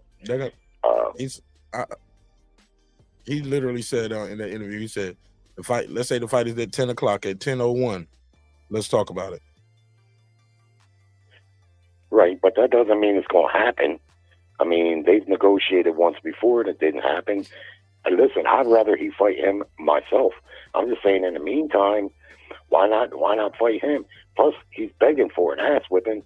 Anyone can see that. And he would be moving up. And if nothing else, if he called his bluff, because I'm not sure Lopez really wants that fight. Me neither. I don't know. I think he wants the money, and he would take the fight if he could get But see, that's another thing I heard. I heard he wants $20 million. Who wants $20 million? Lopez. Nigga, I mean, bro. Come on, man. Come on, man. He ain't gonna get that Turkey or no 20, Turkey, you know. 20, bro. If it's true, I don't know if it's true. You know, there's so much hearsay. You know, I don't know. What I do know is his wife left him about a year ago. That divorce probably cost him. He hasn't really made big money in his career. I mean, he's made good money compared to a lot of people, you know. But relatively speaking, the big paydays he hasn't gotten. He's the lowest on the totem pole out of all of them guys. Yeah, he don't got less than Rolly, Ryan, Haney, all of those guys. Yeah, well, I don't think I've talked to you since that card. And what a fucking disaster that card was. But I picked Rolly Romero to upset Ryan Garcia. Me too, and I won money on that, just like I won money on. Oh, you do? Yeah, I bet, man, the underdog. I be betting the underdogs, man. Resendiz, I made money off playing the Resendiz tonight too. Cleaned up. That's why I started. If you rewind the show, I was up here, I was dancing and shit, doing my little Tupac, man, running to the money, baby. I bet on the underdog, and I had money on the draw too. The draw was 8,000 to 1. Did a dispensary on you. Man, I don't chilled out, man. I don't drink like that no more, Jerry. I don't cut out the smoking and drinking all that. I just be working out, bro. See, I'm in here now drinking water. No alcohol in here. Just drinking water. No, I ain't in here smoking. I'm in here eating lemon heads, some candy and shit. Chilling, man. Getting ripped. I'm getting ripped and ready, baby. Y'all gonna see. Y'all gonna see this summer. If y'all ain't seen some of the pictures already, like, the boy in here, look at this. Boy in here getting ripped and ready, man. I can see You in know what your I'm saying? face you lost the weight. Yeah, I can see that as soon as I tuned in tonight. I can see you. You look like you lost some weight. A lot, like 21 pounds, Jared. Nice. 21 Man, let pounds. me ask you this: do you juice any at all? All the time. Oh man, I love juicing. Like, juicing, that's one of the best things you can do. I don't like the way you said that though. He was like, "Oh man, I love juicing." Change your tone, my guy. Man, you're a homophobe. No, but I definitely. Every other word you. Nah, it's funny to me. It's a game. But yeah, I juice like for like a couple meals, like the first few meals of the day. Like I drink it's like a juice from Arden Gardens, and I buy that. I got a blender in here and juicer too. I just don't like to do all the cleaning up. Takes too much time. It's a lot of cutting and cleaning, man. So I'm gonna buy me a bigger cold press juicer where I can just throw the whole thing in there. And then that's what I get. Yeah, I need one of those. But right now I got to do too much prep and all of that stuff, and it's just too much. Yeah. So I just buy this Arden Garden juice. It's celery, kale, spinach. I mean, it's really veggie. It's kale, celery, spinach, and ginger, and a little bit of lemon juice. So I add even more lemon juice to it just to cut that veggie taste. And the other one is it's pineapple, kale, spinach, apple, and something like that. But they like greeny. They real greeny juices. A lot of vegetable juice. So and I drink that like for like 2 meals, like the breakfast and the lunch, or I might eat a boiled egg with some oatmeal and a banana. It depends on what my workout gonna be that day. But I'm working out like 5 days a week. Back when I was, last time I was on a health kick, I discovered juicing. I heard about it, and I read a book called Fit for Life, written by 2 beatnik scientists from the 60s. It's a wife and a husband, and they're vegetarians, but they don't advocate that people be vegetarians. The guy says you can eat meat, but they have a simple fundamental rule. 1, they were big on the juicing, and 2, a very simple thing you can do to keep your weight down, and I still do this to this day, not every time because I flip, but is when you sit down to a meal, you should never have protein and carbs. So let's say you have a steak dinner. You can have a piece of steak. You don't want to eat a big ass porterhouse, but you can eat 8, 9, 10-ounce piece of steak, but you eat it with a fresh vegetable and a salad. You don't put no potato and you don't put no bread. Now the next night, if you want a baked potato, you can have the baked potato with a vegetable and a salad. You don't put no meat. Never mix the meat with the carbs because it's too much to digest. And instead of taking 3 hours, the stomach is basically designed to digest the food in 3 hours and get it into your intestines, where that's where it extracts the vitamins and stuff. But when you mix the protein with the carb, it takes a lot longer. A lot longer. Plus, I haven't been eating a lot of that stuff too. No beef, no pork. I just been eating like shrimp, fish, turkey, chicken, like stuff like that. If you look in a human's mouth, there's 32 teeth. 4 of them are pointed. That gives you an idea of how much, and that's what the guy says in the book. If you look in a primitive man's mouth, all the teeth are flat because we weren't very good hunters back 5,000-6,000 years ago. So we didn't eat a whole lot of meat. But as we got better at hunting and stuff, nature evolved 4 pointy teeth, the incisors. And you got 32 teeth total, 4 of them are pointing, and that's about how much meat should be represented in your diet, not including fish or seafood. Hey, Jared, real quick, I want to bring it back to boxing real quick. Somebody said T.O. ain't a draw like that, but he's probably a bigger name in the sports than Boots. Said beat his ass and take his notoriety. That's something you was talking about, right? I think he'd get more notoriety than what he's gotten up to this point. Because let's face it, Karen, wasn't going to do it. He had that fight with Ortiz. I'm a big Boots in his fan. I agree with Eddie Hearn. I think he's a transitional talent. Could probably provide quality fights and competition up to 160 over the next 5-6 years. I'm big on Boots. But I don't like the fact how he walked away from that Ortiz fight. To me, that's probably the best matchup, pure best matchup in boxing. But he didn't want that fight. He says he thought it would be at 47.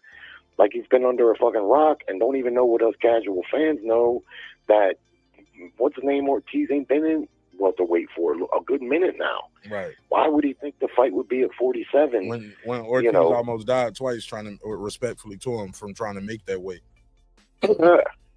So that fight off the table. Now you And I got don't know if Lopez. Boots can beat him at 154. I don't know. I don't know what he's Well, going to do at 154. Because Boots been at I don't know welterweight for either. what, a decade now, man. It's a long time to be at one division. I know he's It's a busting long that time. scene. He's in a bad place, really, man, because if he can't get these unification fights, sooner or later that weight cutting is going to catch up to him. Even by his own admission, after that second Karen fight, he said, I don't know, man, I may have to move up. You keep hearing. And then, and then he beat old boy the next fight. He was like, I feel good at 147. I can stay here. I mean, but you can see he's busting at the seams there. But the problem is he doesn't have much notoriety. He's not easy to get fights for. And if he moves to 54, he ain't going to even have no belt. Now he's got 2 belts in the division. So that's his meal ticket, right? I get it. I kind of feel bad for him a little bit too, but not really. Hey, look, and people were talking about the Manny Barrios. Everybody was ducking them. Everybody was ducking Boots.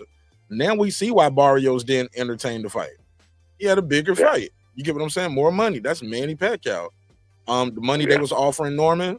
Now we see why. Norman about to go to Japan to get more money than you guys was offering him. You get what I'm saying? So, well, I heard he's getting far less money than what he was offered by Eddie Hearn to fight Boots.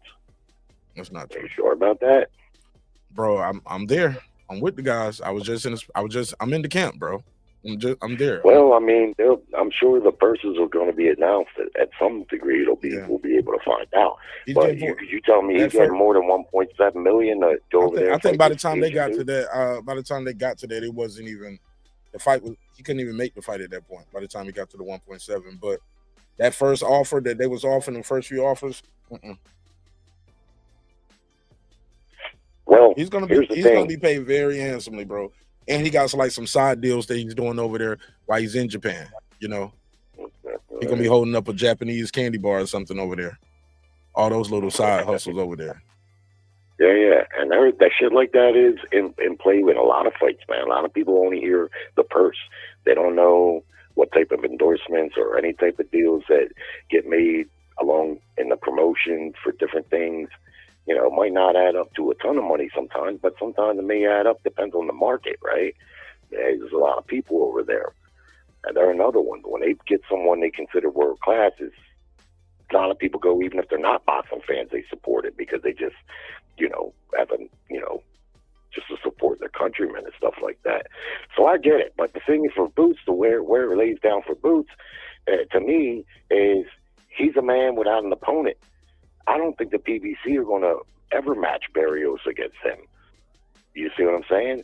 And if he moves to 54, I don't see them matching Fundora. They got a history of not really matching their fighters too much against fighters from different promotions, especially someone dangerous like Boots, you know? So I don't see it. And they're going to probably fight in September, bro, from all I know. They're going to fight later on this year. Well, that's the best he can hope for. But in the meantime, they're gonna line it up. But and in the meantime, just rest. Let your body heal. Eat, stay sharp. You don't have to go fight. You don't have to fight a fight this summer, especially if the weight cutting is a problem. Don't put yourself through that again this summer. Well, if that's a problem for you, and you made a lot of money too, you made good money these last 2 fights. Enjoy the money. Take your family on a vacation. I'm actually thinking the reverse of that. I think he should be busy so that his weight doesn't get it's not that much more harder on him to be out for 8, 9, 10 months. A fight will get him in training and and it will be easier for him. Plus, like I say, the notoriety, he ain't got no them other guys got fights on the table, and then they're going to want some time off after that. And what's he going to do? Just sit around what other guys? Well, Brian Norman. Norman's definitely fighting one more time this year, and he's trying to fight 2 more times. Okay, but I'm saying that it's still it's going to be time. The guy could easily get a fight in there. This Lopez fight, it to me seems like a perfect thing. It'll boost his notoriety. It'll keep him in training and in the ring, and because right now you ain't heard nothing about Boots. Only thing you heard was what you hear is if for whatever reason he doesn't want to fight. I don't know. I don't even know what reason that he gave. Do you know? Don't what fight? The Teofimo Lopez fight? Yeah. I think he's just gonna wait for the Norman fight in September, bro. What's up, Brian? Well, hopefully Norman wins his fight. Him and his dad have been the subject of a lot of criticism from a fair amount of boxing fans. I'm not really one of them. What they're doing has been done in boxing before. Is they gambling on themselves, because his dad has probably told him, and I know you know way better than me, but his dad's probably told him, look, man, you just keep winning, and you just got to tell you, he's only 23 years old. That's another thing people forget. They seem to want to overlook that. He just got the title. He made one defense. He did real good in there, making that defense. He's 23 years old. Man, get a few title defenses. That's just going to make those big fights even bigger, right? Only thing is you're gambling along the way, right? If you get upset, you get beat. Now you kind of going to be starting over without any big fight paydays, right? So, but that's been done before. It takes some bravery and some self-confidence, but I understand it perfectly, because had he fought Boots in his, that would have been his first title defense, fighting Boots. And Boots on top. Yeah, see, that ain't, that's happening. And I hate when people say, well, take the short money bet on yourself. We seen how that worked for Tio. Tio took the keep taking short money betting on himself, and he's still complaining about not getting paid. He took the short money against Loma, bet on himself. Then, won the fight, took the short money against Josh Taylor, bet on himself. And remember, right after the Josh Taylor fight, he was like, man, I'm about to retire, man. I ain't even get $2 million for this. I'm about to leave with less than $1 million. I'm probably gonna walk home with $700,000, man. I just beat Josh Taylor. I'm about to retire. And he's complaining about money every fight. Says what? So all of that, bet on yourself, you'll get the money next time. Not necessarily. You might end up setting your rate. This is your price. This is what you get, because this is what you always fight for. Yeah, and inconsistent performances won't help you. Like if he's got those two big wins, Lopez, where he did a number on Josh Taylor. I thought he beat Loma fairly easily, but the fights in between, very inconsistent performances. A couple of them fights, you could flip a coin whether he won or not. You know what I mean? So Brian Norman, being a puncher, he's got that going for him too. That his wins are likely going to be emphatic. Like even if he is getting outboxed a little bit, he can score the one-punch KO, and it just makes more of a resounding effect in the boxing world. Especially among casuals, they love the knockouts. So I get what he's doing, but I factor a big part of it into his age. You ain't gotta, you just won the title at 23, and fighting Boots in this right away in the first one, and that's asking a little much, belt or no belt, So his dad is probably advising him correctly if things play out correctly, right? Yeah, and it's not just his dad. It's Jolene from Fighters First and Adrian Clark. At the end of the day, they make those decisions. Well, I'm sorry. At the end of the day, the fighter makes those decisions off the advice of his management. People who was doing this Jolene probably been in the business of boxing like 20, 25 years. So Brian was a baby, and she was out here making these kind of deals. So I don't know. I heard that, but I did hear it's no drug test for this fight though, and I don't like that. I heard they ain't got no drug testing for that fight in Japan. And I don't even know if it's a rematch clause. I'm gonna ask him that tomorrow. Actually, I did ask Senior. Senior said he don't know and he ain't worried about it. I'm like, okay. See, and there's part of the gamble. Like there's risk involved. I don't know this Chinese guy, Japanese, whatever he is. Typically, they're not very big punchers and they're unheralded, but sometimes they're beastly. And you're fighting this guy in his home country at no drug testing. There's risk involved there. Big risk. The good news for Brian Norman, I think, in the grand scheme of things, is if he was to lose, say, that fight, he's young enough that he could rebound. But in today's boxing world, how fans might be very hard on fighters, especially if they should lose to an unheralded guy, even if he got robbed. A lot of fans don't have the honesty they let their personal dislike or whatever it may be override. They see a robbery took place and they're still like, yeah, he lost, you know. Yeah, okay, man, you know, but that's a tough thing.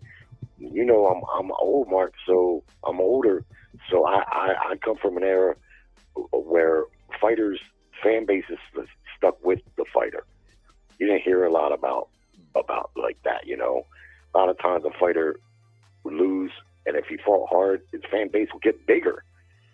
Nowadays, these fighters got a little tough in that regard. They lose, unless they got a promoter that's really willing to invest in them. You know, it's a hard road back. But I wish him luck. I know you are good friends with him and his dad, and I like him. I've seen him fight, I think, 3 times, and I like him. He comes to fight. He can punch. He's very strong. You can see that. He's a good kid, man. It's hard not to root for a good person, man. And then, you know, especially like I've been following his career and covering him since 2020. So he was like 19 at the time or something like that. 18, 19 years old. So it's just hard not to root for him. You know what I'm saying? One of the first people I interviewed when I started my channel, you know, so it's just hard not to root for the kid, you know? Well, yeah. Plus, he's from your home state, is he not? Well, the state I live in, I'm not from here, but the state, yeah, I guess I get what you mean. Yeah, the state I'm located. Oh, yeah, that's right. I'm not born and raised. You're from Baltimore. Yeah, I was born in North Carolina, lived in Baltimore, moved back to North Carolina, joined the Army, went all over the world, got out, moved back to Baltimore, got out of Baltimore, and moved to Atlanta. Got out of Baltimore. Had to get up out of there. It was like a dark cloud over that city, man. It's like a, you know what I'm saying? Ain't got no better, man. We are local government, and the governor and the mayor. I mean, they're taxing everybody to death, man. Crime still off the chain. We got a really, really bad problem with juvenile crime. I mean, these juveniles are tripping, man. They're just everything from violent crime to just ripping shit up all around the city. There's one kid the other night, 137 cases of vandalism, going around the city with a golf club, smashing people's car windows for the pure fuck's sake of just doing it. For what? Right. Yeah, that's... I mean, but the bigger problem is they don't know what to do with them because they're... Oh, I know what to do with them.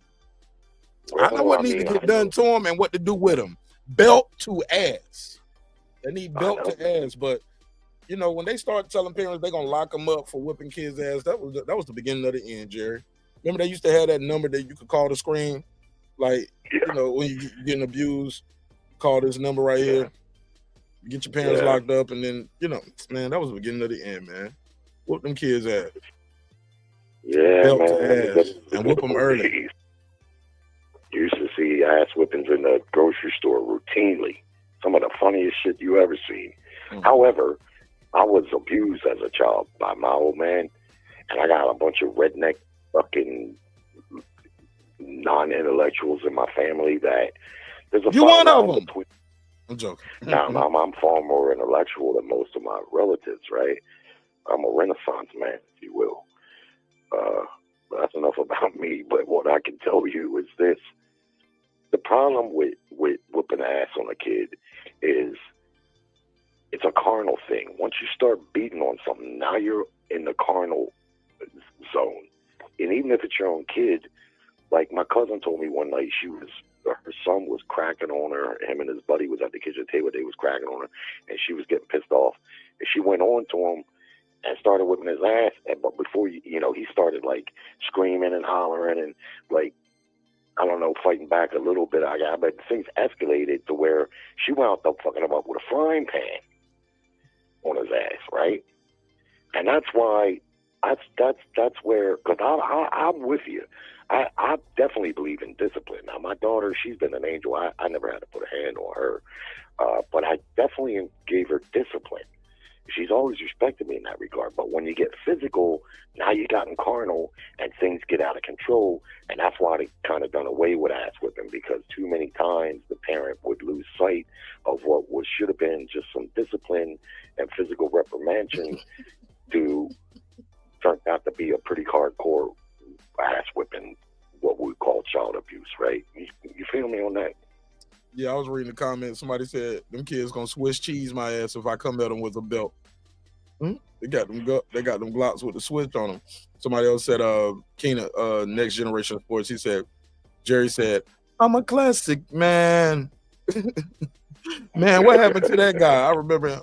You could be me when you look this clean, old fashioned man. I'm a classic. I forgot all about that classic man song. What happened to him? Jerry, you don't even know that song, do you? No, sir. It's a black. It's a black. I'm gonna tell you another fight. Another fight that I like is this Usyk Dubois fight. I'm on one of the people in the crowd. I thought Dubois landed a perfectly good body shot. Kind of got jobbed in that fight. I'm glad to see him get a chance. I'm glad Usyk, that's a real champion right there. He probably doesn't have to fight him again. But Dubois, if you ask me, he's the hottest thing going right now outside of Usyk. I don't know. I'm picking Dubois. You do? Yep. If he's the underdog, I'll put $5 or $10 on him. I'll put about 10. I love the underdogs, but I just don't see him being Usyk. Like Usyk, just too much hand speed, the footwork, the movement. I don't see Dubois beating him, but I'm gonna watch that fight because at the end of the day, Dubois quit though. Like Dubois got tired and he quit. You know what I'm saying? The jab. He quit and got dropped off a jab. His eye socket was broke. That's a fight ender. Oh, that's what happened. We don't see it. That's what happened. Yeah, that's what. Yep. I thought that happened in the Joe Joyce fight. Well, his promoter, goddamn, the guy, I always forget his name, a British dude with the blonde hair, Frank Warren. He said Dubois orbital bone was broke, and if you watch how the fight ended, he had taken much bigger shots from Usyk in that fight, much bigger shots than the one that ended the fight. And the round before, he told his corner, something's wrong with my eye. And they didn't pay much attention to it. They were like, yeah, just use the jab, do this, that. But he told them something's wrong with my eye. He goes out there, and it looked like he quit. And initially, that's what I said, too. But once I heard that his orbital bone was broken, I get it. I don't see enough fights yet. When that happens, and usually when it happens, that's just how you see the fight end. The guy takes a little punch, but he's like, hey, that's it, man. Because you can imagine, if you've ever broken a bone, you know how excruciating that is. Pinky, I broke this finger. I had a boxer fracture right here where I punched, and these knuckles went inside and broke some metal carpals in here. And I broke this pinky right here, and it never healed right. I don't know if y'all can see this pinky still. It won't even go all the way up, and it kind of twists kind of funny. I'm fighting. Look at my hands up. That's why I'm shooting. That's why I'm shooting niggas then, and I'm old. The pain of breaking a bone is excruciating pain. I mean, when you break a bone, you can tell broken. But usually in a fight, you don't, the adrenaline pumping. You get what I'm saying? Yeah, but it's them breaks in between. I'm getting at. Imagine having that broken bone be the bone that surrounds your eye, because your eye has thousands of nerve endings. Oh yeah, and imagine that like broken. I can't even imagine. It's probably shooting. It's like shooting pain. And then, like and electrical shock almost. If you got blurred vision or double vision, we're talking about your eyesight. And it ain't the first time that happened to him neither. It's a re-injury because he had. Oh, is it? Yeah, Joe Joyce broke his eye socket. Remember, he was picking on Joe Joyce's mama for being blind. Then he went in there, and Joe Joyce almost blinded him. So it was a re-injury. If that's what happened to him, because he damn sure happened before. That's a fight-ending injury. You see it all the time. And just a few months ago was a little Mexican guy. Can't remember his name, but he was fighting. He was doing pretty good. He told his corner, my eyes messed up. He went back out there. He took just like a jab or something. He went down and he couldn't continue. So, but to be fair, Usyk was beating him in that fight outside of that body shot. Yeah, Usyk was. I don't think he was dominating Dubois, but he was. He was beating him. You could see that. And listen, if you break your opponent's eye and he has to quit, well, that's a TKO stoppage. That's legit. I just think Dubois has gotten a lot better since then, and I can't say Usyk has went downhill, but. How old is Usyk? I don't know. It seems like he's been around for a good while now. I don't know. I think the Y may win. Man, I don't have a dog in the fight. I wish them both the best. I'm just gonna put some money on the underdog. Where was the underdog? Let me see how old is Usyk. Like 23 and old. He is age. Where's his age? Where's his age? 38 years old. God. That motherfucker ain't no spring chicken now. He hasn't showed any slowing down, but necessarily. But it's not like he's fighting every other week. He's fighting once or twice a year. I will give him props though for fighting this guy, because I think he may be probably one of the more dangerous fighters right now in the heavyweight division. He's running a nice stride. He seems his confidence is good, and he just looks strong to me. When is that fight scheduled? I don't know. I think this summer. Man, so if he wins, he's gonna be a 3-time undisputed again, huh? Usyk. Usyk, yeah. Yeah, 3. I guess. Because he's gonna get his old IBF belt back, and he'll be undisputed again. So, 2-time undisputed heavyweight champion of the world and former undisputed at cruiserweight. Wow, talk about guys making history right here in front of our eyes, man. What a time to be alive, right? What's up with my boy AJ, man? Any word about who he's fighting and when he's coming back? That's my dog. I like AJ. Heard he's injured. Damn. Last I read a little piece of it. I think he's waiting around to see if Fury will come back. And I still want to see that fight. And I still will watch AJ versus Wilder. Don't judge me, but I still want to see AJ versus Wilder. Yeah, I've always thought that's a bad matchup for AJ, but at this point, I just don't know. I mean, if Wilder can still throw that right hand with some whip on it, bad matchup for AJ, man. He's too straight up. His chin is vulnerable. Excuse me, man. I could see back when that fight should have happened. I had Wilder hands down, almost probably taking AJ out, much like he did. What's his name? Dominic Brazil. Like first round, first bomb. AJ don't duck his head. He doesn't move his head. His defense is he might parry shots a little bit, but he gets hit, man. He gets hit, and his chin. I ain't gonna say he's got a bad chin, because if he had a bad chin, he never would have been the champ or none of that. He got knocked out all the time. Yeah, but his chin is not his strongest asset. I don't think they wanted nothing to do. I hear people talking about Wilder ducked him, or they ducked. I think if there was any ducking going on, it was AJ. Because keep in mind, AJ was the cash cow in the division. He's basically the cash cow. You got a dangerous fighter like what Wilder was. It's like, man, they ain't gonna want to fight him. I don't think he ever wanted to fight him. Nonetheless, I understand Wilder's got a fight scheduled, and I don't feel good about him being in the ring again. Should be a good fight for him. He's fighting in Kansas or Wichita against one of his former sparring partners. This is a get back fight. He's expected to win this fight. But if he goes out there and sparks the guy in a round or two, that's not going to help him. You know what I'm saying? That ain't going to help him. And really, putting him in there against a complete walkover is only going to prolong things and possibly get this man hurt. Now, I ain't never really been a big fan of Deontay Wilder's, but I don't want to see him get hurt neither. And those Fury fights were tough fights, man. They took a lot of punishment. For both of them. Yeah, for both of them, of course. But it just seems like Wilder was a little worse for the wearer. Oh, absolutely. Because Fury cheated and had egg weights. And then he fought who did he fight not too long ago? Zhang. Parker.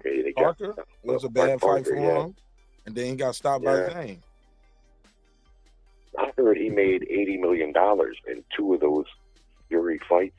The first and the second one, he made a combined $80 million, plus all the other purses that he had gotten for $1 million, $2 million, $3 million, who knows what. got a big, beautiful house on the lake.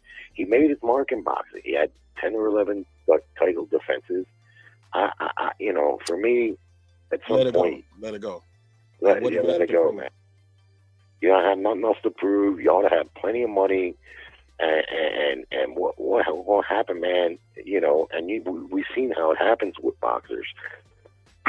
If they don't die in the ring, which is not a common necessarily, but it does happen, and we know, what happens is the what comes, it doesn't come all at once. 4 or 5 years later, you wake up one day and your face is twitching. You got palsy like in your face. And then a couple months later, you're not talking right, and your motor skills aren't right. You heard Floyd Senior? You heard Floyd Senior talk? Yes, recently. I know last time he has a handler with him that doesn't even let him really do interviews. He'll take some pictures with the people. Yeah, and that was 2 years ago when I saw him in Vegas, and I was trying to, and pretty much I did a quick interview with him, and I wouldn't even put it out. The guy was like, "See what I mean?" He didn't even know who had just fought. This was just walking out the ring, and he was like, the guy fought. Yeah. What's his name? What's the other guy? He just couldn't remember nothing. And the guy who was his handler, who was like, "See what I mean? Let's just take the picture." I was like, "Yeah, man, I'll delete this, bro. I don't want to put that out there like that. You don't deserve that. I just don't want to do Obakar. Yeah. You remember Obakar? They say he's messed up too. See what I'm saying, man? This shit ain't no game, man. And keep in mind, these guys aren't just taking punches in the ring. They taking punches, just training shit. I saw Brian spar yesterday, and he was in this bro with a middleweight. Yeah. A big ass middleweight. You know what I'm saying? Young, hungry pro too. And you know, they trying to get they stuff off against the champ.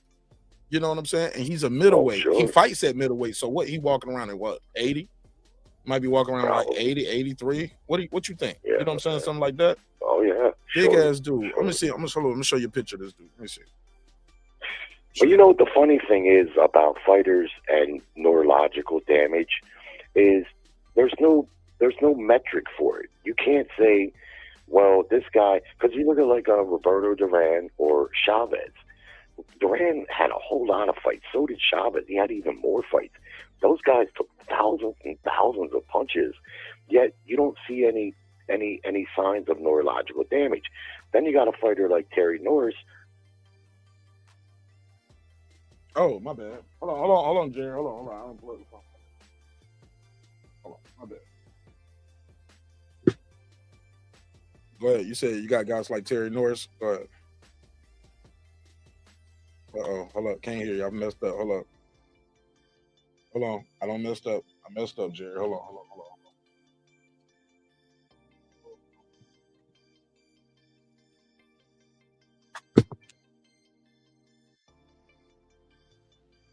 All right, there you go. Okay. There you go. Terry Norris. No, but you know what I'm saying? There's no metric for it. There's no metric to say, well, you know, because you see fighters, Jake LaMotta lived to be an old dude and was still at his faculties. Chavez, I mean, there's a whole lot of fighters. Duran, I mean, that guy took a lot of punishment in his career, yet they're fine. Then Obakar, you know, you can just go down the list. Gerald McClellan, fighters that have far shorter careers, somehow they wind up with the damage. You know what I mean? So it makes it a bit of a, I don't know, like a quandary, like, because you hear fighters say, I want to be able to talk. Look how big this guy is on the screen, Jerry. And he's like a middleweight in between fights. And this other guy, you fighting a guy who's a welterweight cutting weight. This guy's huge, bro. Yeah. And they in there cracking. And B was like, yeah, I was just taking the light on him. You know what I'm saying? And I'm like, bruh, that was light? Because he was trying to take your head off. Thudding shots. No question about it, man. Even with headgear, you're still taking punches to the head. The head is not designed to be taking blows consistently. And right, and Wilder say that all the time. So, and yeah, he's still fighting. Like, but who are we to tell people, you know when to hang them up? You know what I'm saying? We just Gotta support them, you know what I'm saying, with whatever they do. But somebody close to him needs to tell him this right here. Somebody said, who's this? Said they got money on the underdog versus the Wilder fight. Shit, I put some money on him too. He a major underdog like that too. I put a couple dollars on him. I ain't putting nothing crazy on it though. About $20. $20 might get you a couple hundred. You know what I'm saying? Yeah, I feel like there's probably people close to him that is telling him that, but the people that pay him are doing what those people have done for years. Don King did it to Ali tragically. They milking him, man. You want to make money off of him. Never mind, because if he's dead and gone, they're just going to move on to the next guy. Boxing's a heartless business in that capacity. You know what I mean? It's not like, like you said, you can't tell him that he can't fight. If he gets past the physical, then he can fight. And yeah, I guess he should be allowed to. But at the same time, this isn't tennis that these guys are playing, like we just discussed. I mean, they're in there fighting. Especially like if you made these good investments, like you hear these guys always say, I made great investments, da da da da da. Okay, you made great investments. Hang them up, bro. Time to hang them up, especially when you in there, looking bad, like well past your prime. You know what I'm saying? And it's no vision of, I don't see a title shot coming up for him anytime soon. You get what I'm saying? He got to do a lot of fighting to get back to be in line to fight Usyk or Daniel Dubois. You know what I'm saying? He's gonna have to beat this guy and beat like 2 or 3 other guys. Possibly, maybe his former notoriety and his name, if he could get out there and look good in this fight, and it doesn't look like a fixed fight like the one did, because when last time he fought his sparring partner, I don't know, man, that looked a little too easy to me. Hellenius. I mean, if that guy went down that hard from that one punch, what kind of sparring could he have provided? He was probably knocking him out every day in sparring then, because. And I mean, I didn't get hit with the punch, and it can look deceiving. I get that. But I mean, dang on, man. Wilder was on his back foot. The punch was, he wasn't even fully extended with it. I don't know, man. The guy just flopped down and started rolling his eyes around in his head. It looked a little fugazi to me, But nonetheless, maybe Wilder could, especially if the PBC invests in him, maybe he could lure AJ. That would be a big fight, even still, I think, especially if Fury stays retired, which a couple weeks ago he said he's not coming back. He could be lying. He lies a lot. But maybe, but what cost? I don't know. I think Wilder's already damaged. When I hear him talk, he sounds a little damaged to me. Wilder? Yeah. Yeah, and I know he's got a bunch of kids and stuff. They probably. He always had that country draw, and he always had that Southern country draw. So I don't know, man. But who's to know, man? Like you said, man. A lot of times you don't even be able to. We'll never know what's going on with these guys until we see it or hear it, or when they pass away and somebody, uses their brain and open up their brain and see how much CTE damage they actually have. But damn, man, it's a beautiful sport, ugly business, and damn, man, it's brutal, man. That's why I was like, man, we got to show these guys respect, man. Show these fighters respect. Look, I like Norman, but I'm not gonna be one of these guys up here calling Boots a bum and doing nah, he's not a bum. I'm not gonna just start calling him a bum because he about to fight one of my homeboys. You know what I'm saying? Not a bum. Yeah. Because if he was a bum, we wouldn't care about that fight. You know what I'm saying? So yeah, exactly. Ain't no bum. And we're seeing more and more every day. And if you watch enough boxing for enough years, this is that a lot of guys, man, just because they're unheralded don't mean they can't fight or whip your ass. We've seen it all the time. Tonight was a perfect example. The old retired coach will still beat your ass. Just seen Brian Norman Sr. Get off the couch and be an active fighter. You know what I'm saying? And Greg Hackett at heavyweight. You know what I'm saying? And ain't fought. Well, he had been retired like 14, 17 years, something like that. Just got off the couch and beat him with a torn bicep. know, a torn Yeah. bicep. You know what I'm saying? So, damn, man, these damn guys right, beat you man. up. These guys beat you up. And motivation, right? You take this Mexican guy tonight. 3 fights ago, maybe he's single, and he loses the fight, and he fuck it, man. I made some decent money. I'll be in the bar, you know. Yeah, I lost it, but it ain't not too much, you know. But here tonight, his wife about to give birth to his first son. Different level of motivation, right? Just like in the Cinderella Man. And this, I think, is something that we talk about all manner of shit when it comes to fighters, but we often overlook something like that, which is a lot of times the key difference, right? This guy looked motivated, really motivated to win this fight tonight, and he pulled off a nice upset. Man. Caleb, and it's just crazy, man, because, and that's why I never overhype any fighter. It's not good for him. Caleb Plant got overhyped. Yeah, he's a white guy with good hand speed and he can box. You don't see that too often.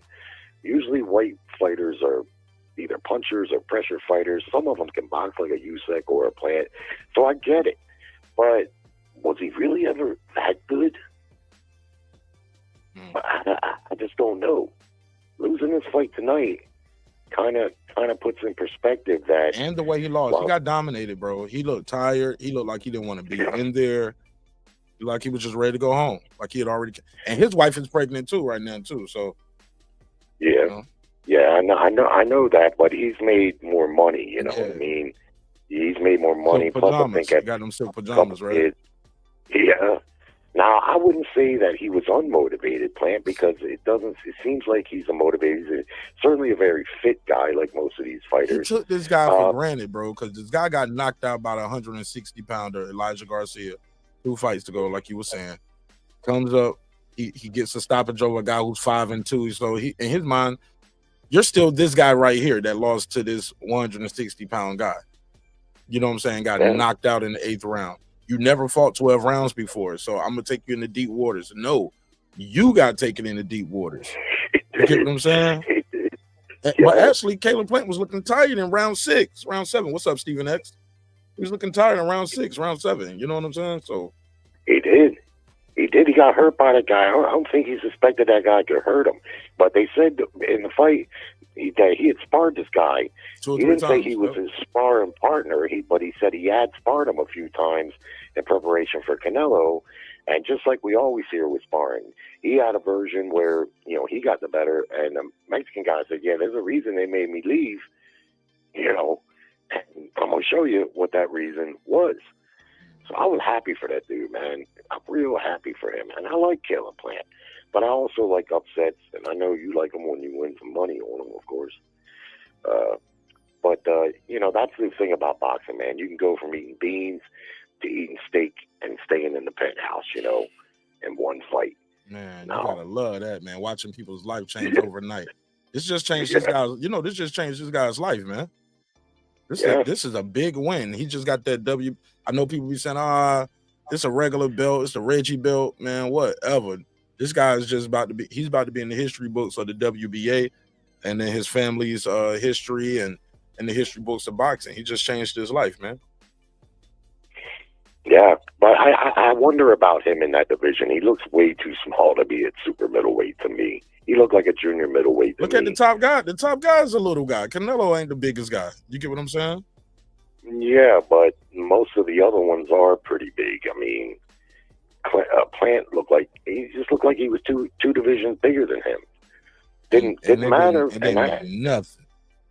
And look, and the way Resendiz looked and where Charlo looked, I'm gonna put money on Resendiz to beat Charlo. You would? Hell yeah! I know he's gonna be the underdog too, but he looked fit. He didn't look tired. He looked strong at that weight. The body work, his tenacity, you know, and I like the fact he's a little mean in there too. Caleb Plant was throwing some low blows in there. Yo, did you hear his coach, Caleb Plant's coach, tell him, hey, look, if you gotta go low, go low. I was like, is he telling him? Did you hear that? Told him that. Yes, you didn't hear Breadman told him. He was like, bro, if you gotta go low, go low. And I was like, I don't think he means dip your head low. I was like, bro, he's just told him to low blow this guy if you have to. I've heard that before a few times. Yeah, again, ugly business, man. But they also was making a big deal on a headbutt. I didn't see that guy headbutting Caleb. Oh yeah. They put a montage together. Talking? They put a montage together in the middle of the fight, and they showed I've like seen 3 or that, 4. but It was like 4 of them. I seen that, but that just looked like incidental head contact. I mean, it didn't look like he was intentionally doing it. In fact, Plant was sometimes leading with his head. The Plant has got a bad problem of, and this is why I say he feels himself too much, is he just thinks he's going to come out there and maybe do what he does to sparring partners, or like I've seen several times Anthony Durrell fight. He still think he's going to do that. Yeah. He gets over his front foot a little too much, and he'll throw a left hook, and his head will be down, and he's over his front foot. Best way to fight Caleb Plant is you can't let him come out there and get a rhythm and start being able to use his hand speed and move around. You got to punch with him, and that's why Canelo knocked him out, because Canelo figured out by the middle of that fight, the best thing I can do with this guy is I got to punch with him. He's faster than me, but still, I'm fast enough to get shit in there too, and that's what happened to Caleb Plant. Plus, as fit as he is, he does seem to lack stamina. Yeah, what's next for him? Because he can't. I don't see him going up to light heavyweight and giving those guys. He just don't seem like he got enough pop to keep those guys honest. So what's next for Caleb Plant? It's going to be a long road back now, because he was not supposed to lose this fight. He upset the promotion really, and they were saying him and Charlo was going to fight. It's a long way back for him now. I mean, and plus, how do you get back fighting guys that are unheralded that nobody heard of? Like, let's say he has 2 or 3 more fights, but they're against nobodies. That ain't going to build much hype. Only way he can maybe get right back in the picture is if his promoters can get him a shot at like Billy or one of the other guys that are closer to the top, Jaime McGill or. You might not beat him. Well, Jaime McGill about to be suspended. Well, not Jaime. I meant to say. Maybe fight Bruno. Or that Bruno. The one that just fought. Yeah, I'm talking about the one that just fought Canelo. It's William Scott. Puerto Rican guy. Great big giant super middleweight. He got a fight coming up. God damn it. He fought Caleb. He fought Canelo? Yeah. Hold on. 2 fights ago. Hold on. I'll check. You know what I'm talking about. Berlanga. Okay. Yeah, but then you gotta ask yourself. Right, but you gotta ask yourself, Berlanga's friend and be like, man, I ain't gonna fight him. He couldn't even beat a junior middleweight. Because he ain't really been talking about fighting Plant anyway. And so now what's going to take is the promoter's going to have to overpay somebody likely to fight him, which I don't feel that there's a good chance of that, because Caleb Plant ain't no money fighter. He's some big money fighter. So, I guarantee you he's going to cry himself to sleep tonight. Why not? Not? Would you think they should do a rematch? With him and this Mexican guy? Mm-hmm. So, I hadn't thought about that. That might be an option for him. But let's face it, he got his ass whipped tonight by this guy. He turns around and gets his ass whipped by him again. That's all she wrote. He's going to be fighting. I don't know where he's going to be fighting. He fell from grace tonight. He sure enough did. But one thing I'll give him credit for, he kept trying. He was fighting. He wasn't running. He was trying to fight the best he could.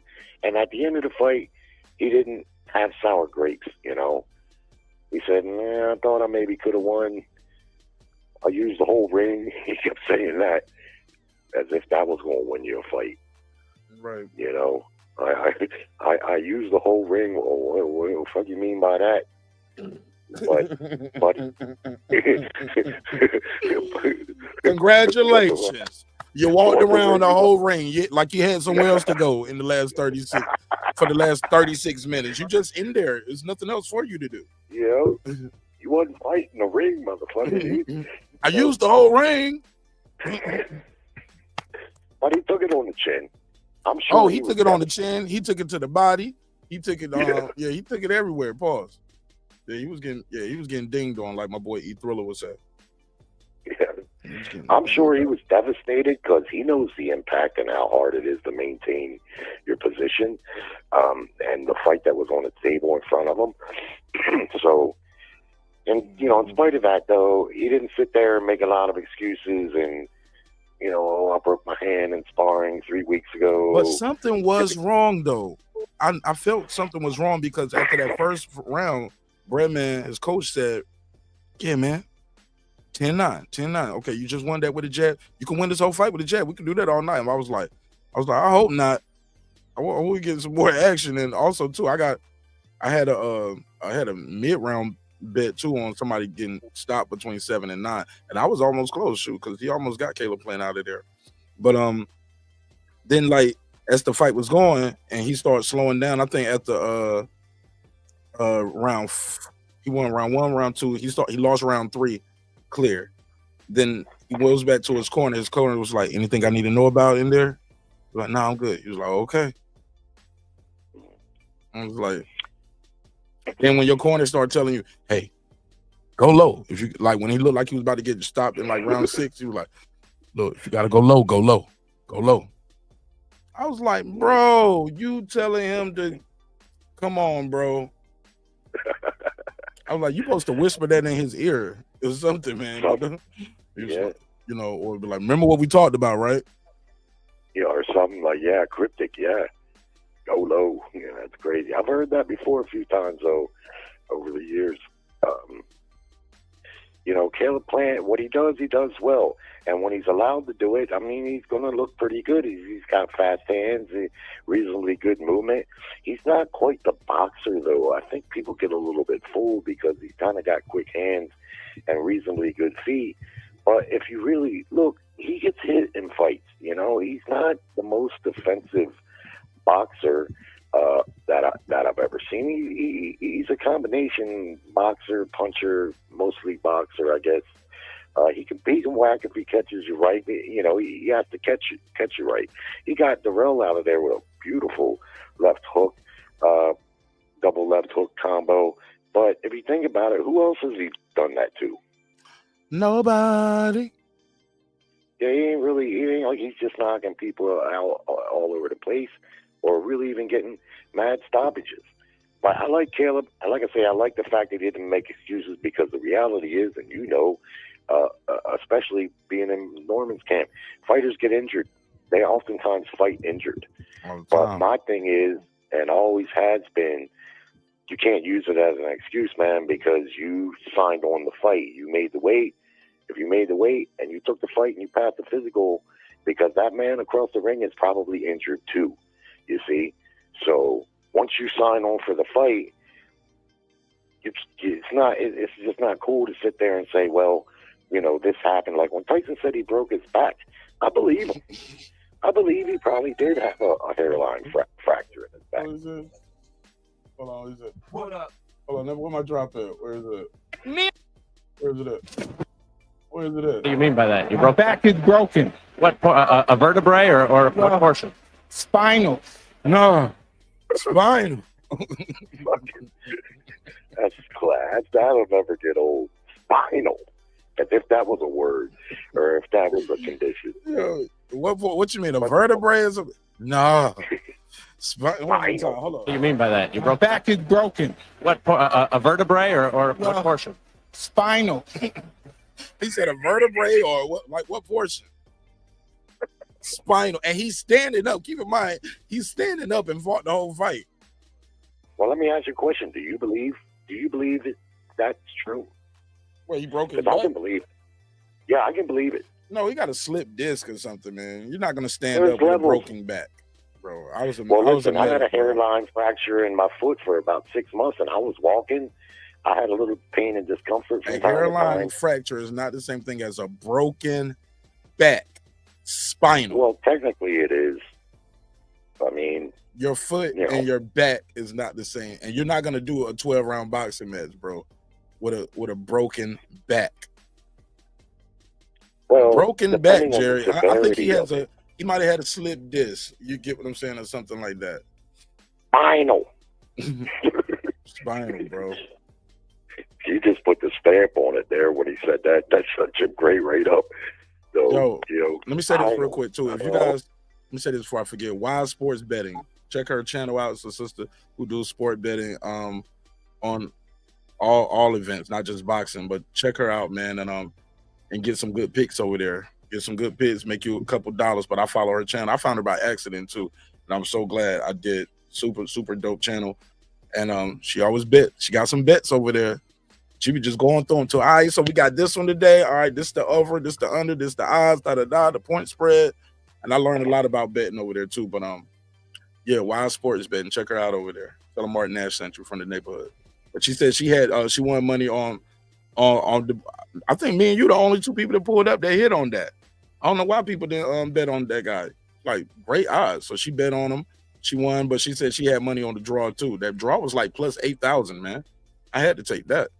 $5 would have got you 150, Jerry. You can't. Come on, bro. $10. $10 get you $300. Come on, man. Oh yeah. Why not? That's all day right there. And it was close to being a draw. It could have been a draw. You know what I'm saying? The way they was doing that. If Caleb Plant would have did a little bit better, it could have been a draw. I was surprised that the Mexican guy got the decision, to be honest with you. I told my wife right before they announced the decision, I said, now you're about to witness the ugly part of boxing, right? Yeah, it's gonna be a split decision with Caleb Plant winning by 1 point but getting a W. Watch. I just knew that was gonna happen, but when they said it, I knew. He was happy, man. You couldn't help but to be happy. I mean, you could just see how happy he was. I love it, man. I love what you know. What else? That's one reason why I like to watch the draft too. I don't even follow college football or college basketball like that until it's like the championship games. But I watch those drafts, man, because I watch those guys go up there and hold up their jersey. I'm like, and just like that, they just changed their life forever. You know what I'm saying? Changed their family's history forever. You know what I'm saying? Like, I love it, man. My wife be sitting there watching. She be crying and shit. I'm like, girl, stop crying. She be sitting there. She's like, I'm just so happy for him. I'm like, you know, it's 32 teams, right? You're gonna do this 32 times. This just the number one draft. You're gonna do this 32 times, 4 rounds or 5, however many rounds it is. I was like, yeah, man. She was like, she just be so happy for him. Like, I'm happy for him too. I get it, man. I get it. A lot of those kids, man, come from poor backgrounds. Their family sacrifice. And you can tell when you can tell by looking at their family members and what everybody else wearing too. I was like, oh yeah, they coming from poverty. You get what I'm saying? Yeah, sure. Yeah, I'll be happy to see it. And a lot of times the parents had to sacrifice, even remortgage their houses, shit like that, to get them into the school. You know, all kinds of shit people don't see. That working 2 and 3 jobs to get the shoulder pads. Mm-hmm. Them big ass kids, especially with they linebackers, eating up all the chicken, all the pork chops, all the macaroni and cheese, and everybody was like, "Let him get him a plate." Darius got to eat first, and then whatever's left, we all gonna break it down. But Darius got to eat. Thank you, Mama. You know, I've seen a video one time. Huh? You might have seen this. Well, I've seen this video one time. You might have seen this because it was going around on the internet.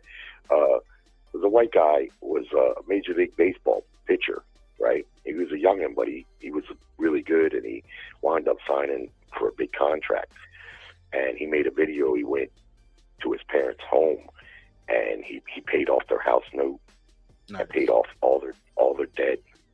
And I tell you what, man, it got me choked up watching it because his parents, you could see, were middle class, hardworking people, you know, good people. And he paid off their house, and his dad was crying, and he wrote him a letter, you know, thanks for all the thousands of bottles of Gatorade, you know. They would take him to away games, and they'd have to pay for lodging and all the shit that people don't see. They don't know. You know, they think these guys just get into college and they just play football or baseball, and then they just go on to get rich. Nah, I mean, we know most of them don't ever get there, and the few that do, a lot going on, a lot that went on, you know. So I get it why she may cry. It's easier to go to college and just get a degree and work a job. People think that's the easiest thing to do to be a pro athlete. No, this is probably one of the most difficult things. And you're in the top 1% He one time, and I was like, every time I talk to him too, I ask him how his life has changed. You know what I'm saying? He was like, nah, ain't no change. But every time we talk, little by little, I'm seeing it. You get what I'm saying? I see him driving a new car. Then I saw him last time I saw him the other day in a big boy truck. I said, "This you?" He was like, "Yeah." I was like, I'm happy for him. You get what I'm saying? And then and he and I was laughing and joking. He was like, "Man, I can't believe it myself too, man. I was driving the other day and I was just coming in from somewhere and I was about to go home and I was like, you know what? Pulled over and went right to the gym." Because he keep his gym, you know, he's a fighter, so he keep his stuff with him in the truck all the time. He's like, pulling up, I'm going to the gym right now just to go work out. He was like, just to remind myself, hey, look, you got this for doing that.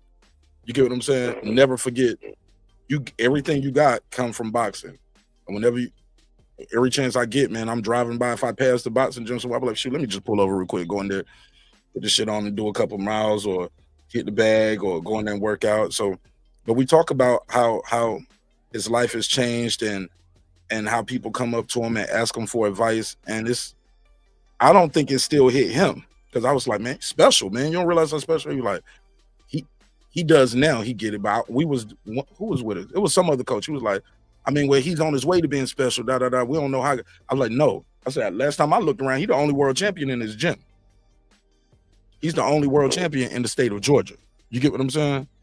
That's pretty special. It's millions of people here. Let's take it further. Out of all the people in the world that box and got 2 hands and 2 feet, he's a boxer. Not only is that, he's in the top 1% in his world. I mean, in the world of what he's do. Actually, it's like 0.001 type shit. You get what I'm saying? Oh, and then make it even small. Look, and then it just keeps shrinking. Then out of all those people who in the top 0.001%, it's only 3 champions, and he one of them. And the whole world, man. That's special. Sure it is. It's special to even get there. It's another thing to accomplish the goal once you get there. And then you did it at 23 years old. Come on, bro. That's unique. That's special. And God has something over your life, man. You know what I'm saying? You know, you just got to be grateful for that. You know what I'm saying? Like it's just hard to believe. You know? Imagine when he's a granddad and he can sit his grandson down on his lap and say, look, I was the welterweight champion of the world, and here's some title defenses that I made, you know what I mean? Man. I was the youngest champion in boxing. You know what I'm saying? Yeah. As a kid, man. But that type of hunger, like him keeping his gear with him and stuff and going to the gym even when he may not be scheduled to, that serves any fighter good, you know. That's usually the decline of fighters. And I don't mean a fighter losing a fight here or there, because that's just the nature of the sport. But when you see a decline, it's oftentimes the motivation. And Charlo, he was probably did the right thing to take that time off. You know what I mean? Because had he tried to keep fighting during that time, he probably would. Got hurt too. Might have hurt himself. Yeah, he might have got hurt or took a couple ass whoopings that really would have damaged his brand. You know, I like to see an active fighter stay active, but if they're not motivated, this is what happened to Mike Tyson. Very clearly, Tyson was an anomaly in that he peaked very early, right around the time he won the title. Because after that, he got so much money that his motivation for fighting wasn't the same. That, to me, it wasn't so much cuss dying. I mean, man, that may have had something to do with it, but it more was that. And this happens to a lot of fighters, and this is what I think with Tyson Fury. He done made a whole lot of money, and he made his mark in boxing, and I don't think he's going to come back. I just don't think he's going to come back. I don't think he's motivated. According to him, he's not motivated to fight anymore. And so you lose that passion. It's like anything else. I'm a musician. Sometimes I get stuck in places where I don't want to play music, you know. And I used to back when I was an active gigging musician, I would just force myself through it because I had to learn songs for the band and this and that. But nowadays I don't do too much gigging. So what I do when I don't want to play, I don't play. If I don't feel motivated to do it, I don't do it. You know. Yo, Tyson Fury, they don't even have him ranked no more. He's officially retired. It's official, huh? Because a lot of times these guys say, "Okay, I'm out for a minute," but they'll still be ranked. He's not ranked at all. Right, but let's be honest. If he decides to come back, he's going to get a big fight. He'd likely get the AJ fight, I think. That's what I hear they're pushing for. I don't know if that's true, but on his name recognition alone, if he comes back, kind of like Ray Leonard. Ray Leonard officially retired a few times, but when he came back, he was the A side, you know. So, you know, Fury, his name is enough there. But if he stays out too long, that can change, you know, because he never was as popular as, say, a Ray Leonard. And he can put that weight on, man. He can put it. He can pack it on. Big giant. Yeah, he's a big giant dude, and you can just imagine if he ain't training for a fight, he'd probably be well over 300 pounds. A big guy like that, it ain't hard at all for them big dudes to put on weight like that, right? But I thought he fought pretty good against Usyk. If people believe Usyk is as good as he is, nobody else has fought him that competitively that I've seen. So, you know, I thought Usyk had his number from the beginning, man. I picked Usyk twice and I won twice. Yeah, he beat him. He beat him. I thought but the odds were, I didn't win a lot of money because those odds were so close. You know what I'm saying? It was a close fight. Yeah. Yeah, I thought he fought good against Usyk, but he didn't win. But the guy's made a tremendous amount of money. I mean, those Usyk fights alone were like $75, $80 million a piece. He got a lot of money to fight in Ghana. We got a lot of money for that. The Wilder fights, I mean, this guy made a lot of money. Yeah, even when and look, and leave with your faculties, man. I have no problem with guys coming in here getting everything they can out this sport and go back home to their family and find them build a new life, especially while you're still young. How old is Tyson Fury? Yeah. What, 36 years old? Come on, man. Yeah, young guy, still got his whole life ahead of him. You ain't got to fight no more. Yeah. He's young in life, but in boxing, not so much. And he's got miles on him. In boxing, he about 50. He about 50 in boxing. Well, I heard him say, he said, you know, I got nothing to prove. I've been around the world, been back a couple of times, won titles, made a lot of money. I don't need to be getting punched in the face anymore, and I'm through with it. You know, but let's be honest, man. We've heard all that shit before. They all come back. They always come back, man. Well, Andre Ward didn't. Not yet. Hey, look, I heard he want to come back to fight somebody like what's his name? Jake Paul. He wanted Jake Paul didn't raise no fools, man. If he could get a Jake Paul fight, he probably would come back. You know, I mean, you know, Andre Ward, he didn't. Jake Paul ain't no fool neither. He ain't taking that. Nah. I'm not sure he's going to beat Chavez Jr., to be honest with you.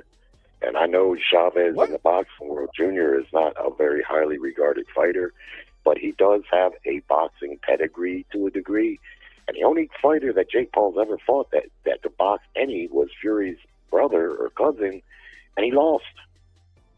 Not sure he beats Chavez Jr. I know people were maybe just thinking. No, I thought he fought another boxer.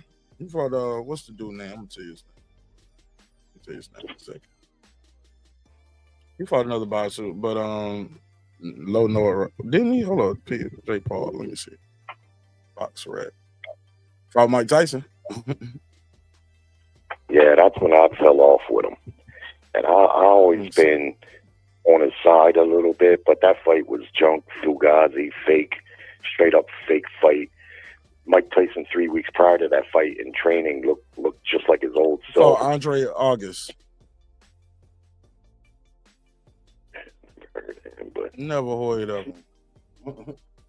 Yeah, I'm about done with the Jake Paul this guy right here. Can you see the screen? Andre August, he was 10-2, 1 draw. Well, he was 10-1 at the time. This guy right here. Talks of him fighting Tank Davis is more fugazi. I don't know. Bruh. That's just ridiculous. That's just playing people, man. He played me with that Tyson fight, and he's a tough guy. I'll give him that. He's gotten better. You can see. Had he started early like a lot of fighters, maybe he would have been half decent.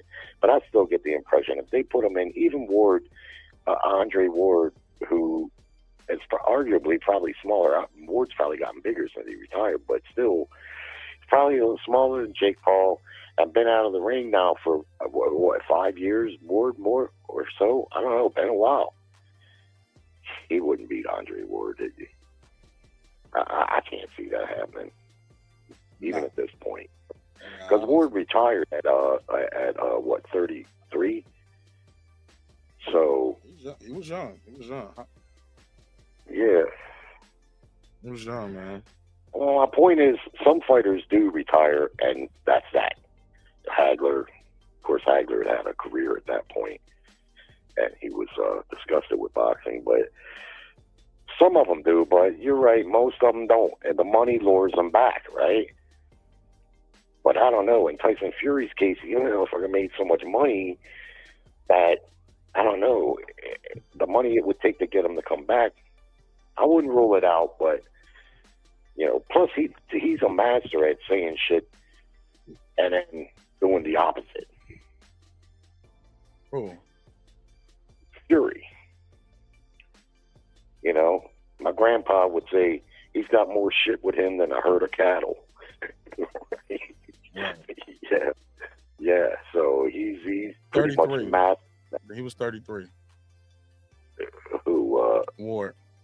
When they did the second fight right here, Kovalev Ward 2, 33. He was 34. And Sean Porter's another one. I think he was 33, maybe 32 when he retired, and he hasn't come back. He's one I thought maybe would have came back. When Ward retired, I kind of got the feeling that, I didn't think he would come back. But, I mean, look, if you're Andre Ward and they say, look, we can give you $30 million to fight Jake Paul, I'm not raising no fool. I mean, I can't imagine he wouldn't. He would probably do it, you know? Shit. I would. I'll fight that motherfucker. Me too, Jared. Oh, yeah. Fight him right now. Off the couch. Yeah. Well, beyond that, I'm kind of done with the Jake Paul experiment. I mean, a guy had a good run. And talk about a guy that's made a lot of money. I mean, he fought a lot of old UFC fighters. He showed his toughness. I've seen him get hit with big shots where he could have just quit and said, nah. Bro, if he fights Tank Davis, I'm throwing this whole shit away, bro. Him and Tank Davis. Like, why, bro? Why? Yeah. Why? But what do you think about Tank and Roach rematch? Who you like there? I like Tank in the rematch, believe it or not. I think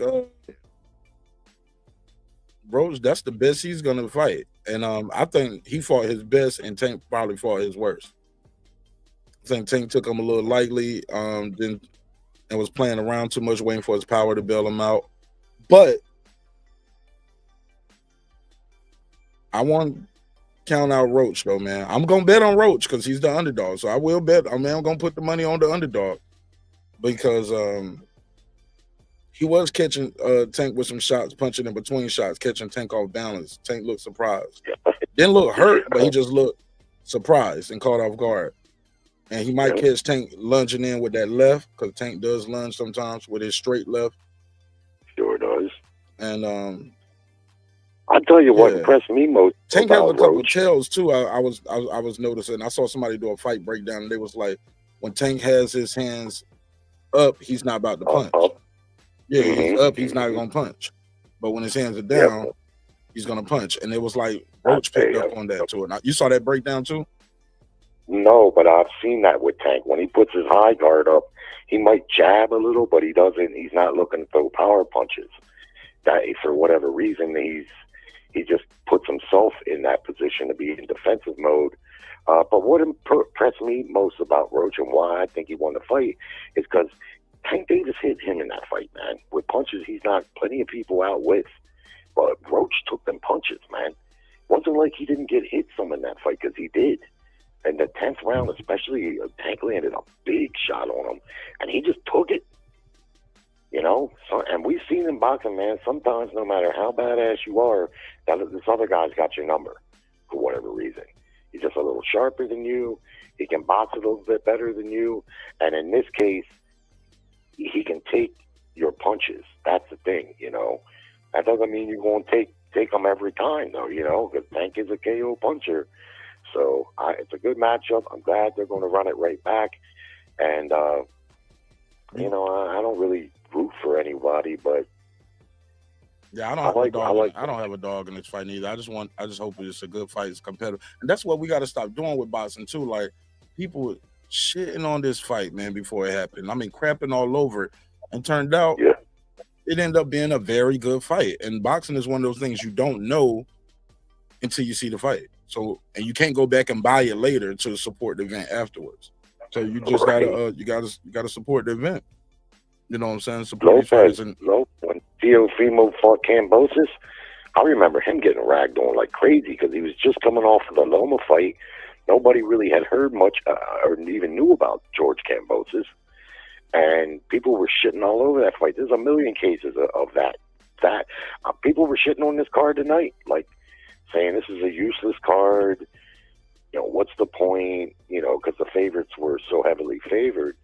But yeah, that's the beauty of boxing. That's the thing that drew me to boxing right away. When I was a little kid, my old man was a boxing fan. The only good thing that piece of shit ever did. But back then, most households only had one TV, and of course he had control of it. And he was a boxing fan, so I started watching boxing, you know, very young. You know, and that's one thing I always rooted for, the underdog, you know.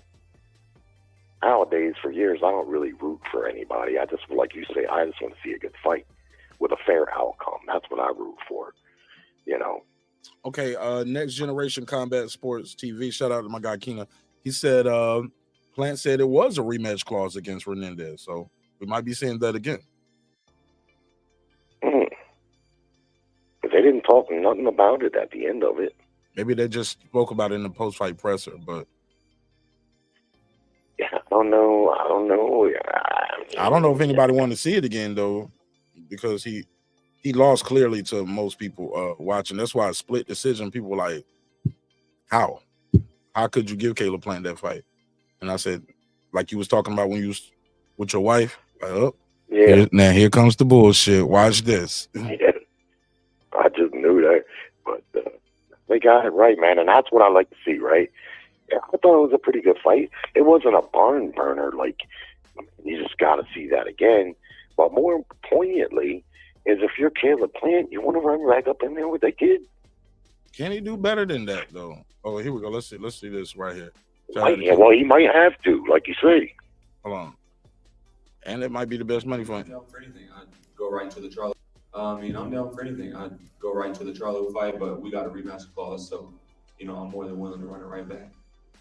Okay. You heard that? Yeah, I did. Shout out to Next Generation Combat Sports. Yeah, we're quick on the trigger with that. Appreciate it. He was quick on the trigger with that. He said, so my question, what would you rather see for Caleb Plant? The rematch or go ahead on and fight Charlo?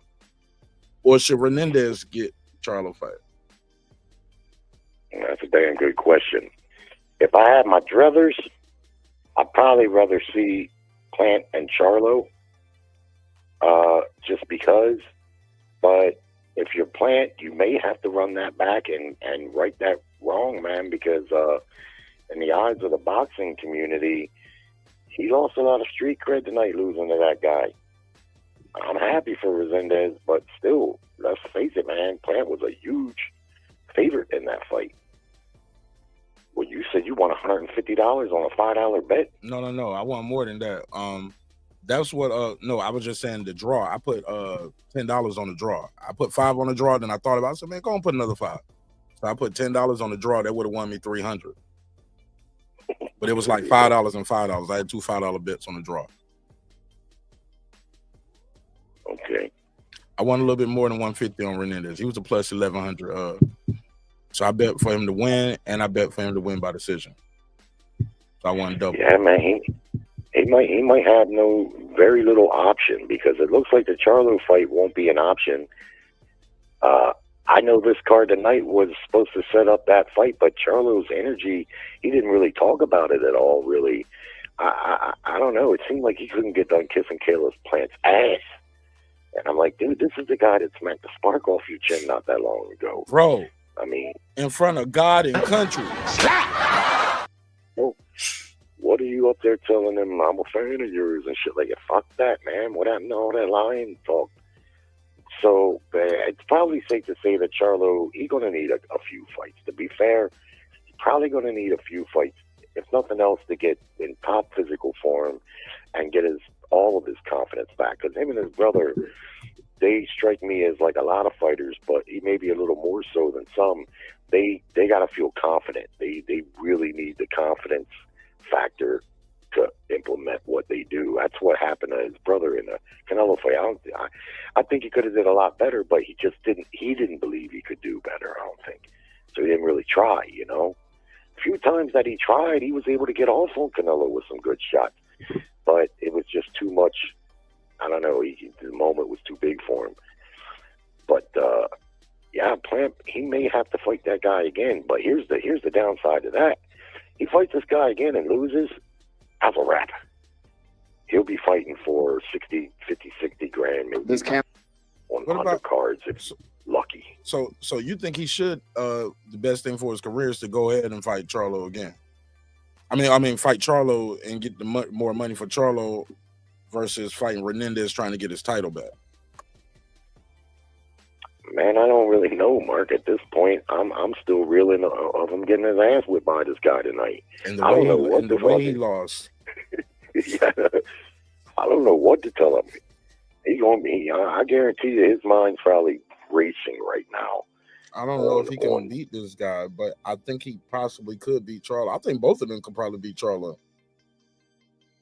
I'm not saying they will, but just the way Charlo looked, he looked a little soft at that weight. Not like I'm talking about his body. He looked like he didn't look shredded. A little bit. Yeah.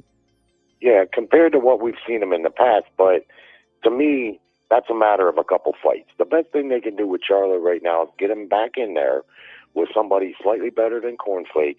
Quick, not too. Too good. Quick. Yeah, get him in back quick so he don't have any time to relapse and capitalize on his newfound motivation but that he they claims to wanted have. him to these guys. This was set up for these guys to fight each other next. So I know. So do you still say I want Caleb Plant, or do you say, hey, no, I want the guy to beat Caleb Plant? I want that title. I want to be get that that WBA interim to put myself in line to fight Canelo, because that's what he really wants. You know. Shout out to Lake County. I mean, if I had to choose, what I'd most like to see, to be fair, is that Resendiz get the Charlo fight, just like he said in prior to the fight. Fuck you, Plant, fighting him. I'm going to fight him after I whip you. And he backed it up and did it. So, if we're being fair, if anyone should get the Charlo fight, it should be him. But shine new light on it. What you just played there, Plant saying he's got a rematch clause, that might not be in the cards, and that might be good for Charlo too, because that way he can get a couple more fights under his belt, which I think he needs. You see what I mean? Yeah, that might work better for him. Yeah, and Resendiz in a rematch, he'll probably get, I'm sure, a lot more money than he's been making. You know. He'll get a lot more than he got tonight, probably, as a big underdog, you know. So he's celebrating tonight, and Plant has probably got his head buried in his pillow, very likely crying, man. And we know these boxers cry, man. They take them losses to heart, and this loss is a big setback for Plant. Yeah, this ain't like losing a football game or a basketball. This is a man bested you in physical combat. And you've been training for 6 or 8 weeks, and this guy went in there and beat you up in front of your wife and kids, and your dad, and your mom, and your family, and your friends, and God and country. Like I always say, you got beat in front of God and country, bro. And it wasn't close. It was not close. You was tired. No. You was lethargic. He couldn't keep his hands up. His body was just all red too from the body shots he was taking. You look like he was about to get dropped and stopped at certain points. Yeah. Your coach is literally on camera telling you, hey, look, if you got to go low, go low. Like, hey, that's illegal. Wait. Don't tell him to do that. Bite that motherfucker. Yeah, bite him. Stump his foot. Yeah, man. This was bad for Caleb Plant. But wish him the best, though. I think he's good for boxing. You know what I'm saying? I like his energy. I like what he brings to the sport. I think he's good for boxing. Even being the quote, lack of better term, the white hope. You know what I'm saying? I think that's good too. You know what I'm saying? Yeah, I like Caleb Plant, but since the Darrell fight, I've had a bad taste in my mouth about him. I don't like what he did after he scored a knockout. I don't care what nobody says. That was a classless act when Darrell was there unconscious on the mat and he's shoveling dirt on him, man. That ain't cool. I would like to think that somewhere in Caleb Plant's mind one day he'll say, you know what, I shouldn't have did that. That wasn't cool. I just got caught up in the moment. And for that, I can give him a little bit of a reprieve. But to me, that was a very classless act. You just won the fight with a knockout, man. You got plenty of time to pat yourself on the back and brag in the press conference, and you can rub it in some. But when that man's laying there in that condition, you don't do that. I'm sure he's got kids and his mom and dad and the people that love him. What if he was really hurt there, Oh, he was definitely really hurt. No, I mean hurt like brain dead or in a coma. Oh, okay. We don't know. I mean, it's happened before. Oh, yeah. And you don't know, Go over to the ring, jump up on the corner, run around the ring. Don't do that. That's why the refs stop. We see guys doing backflips off the top rope. We see Tiafimo do his little salsa dance and do a backflip in the middle of the ring. We see guys celebrate. But that just seemed a little more diabolical to me. like he's dead, right? Yeah, exactly. And the thing is, you didn't know if he was damaged like that.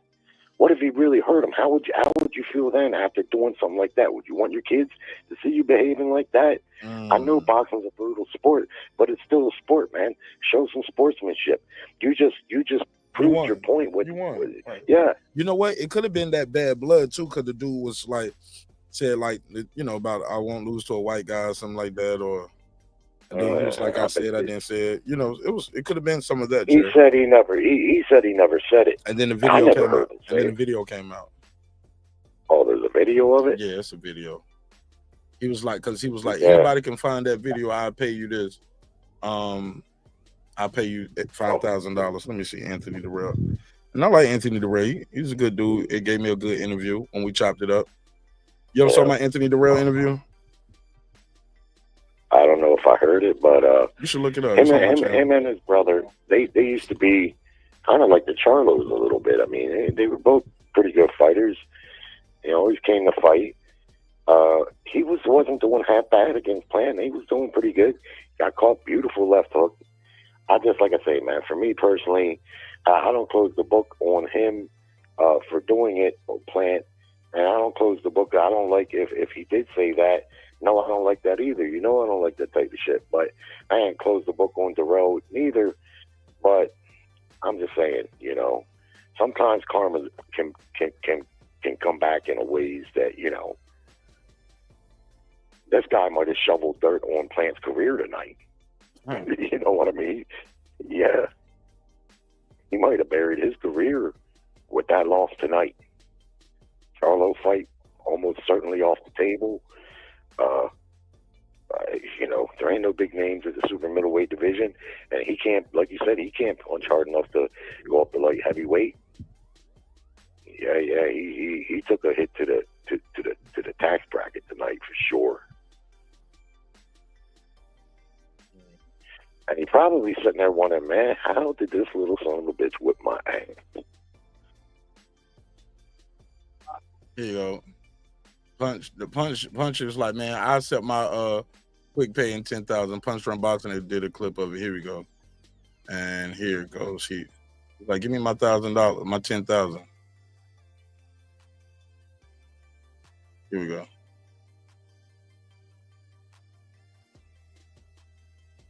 Let me share the screen so y'all can hear. But this is him saying the white boy thing. So because it's hard to find. And he did it on the podcast. Here we go. Listen.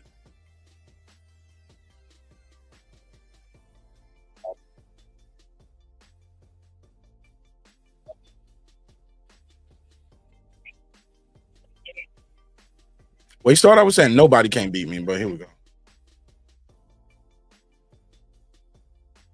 I've never lost to a white boy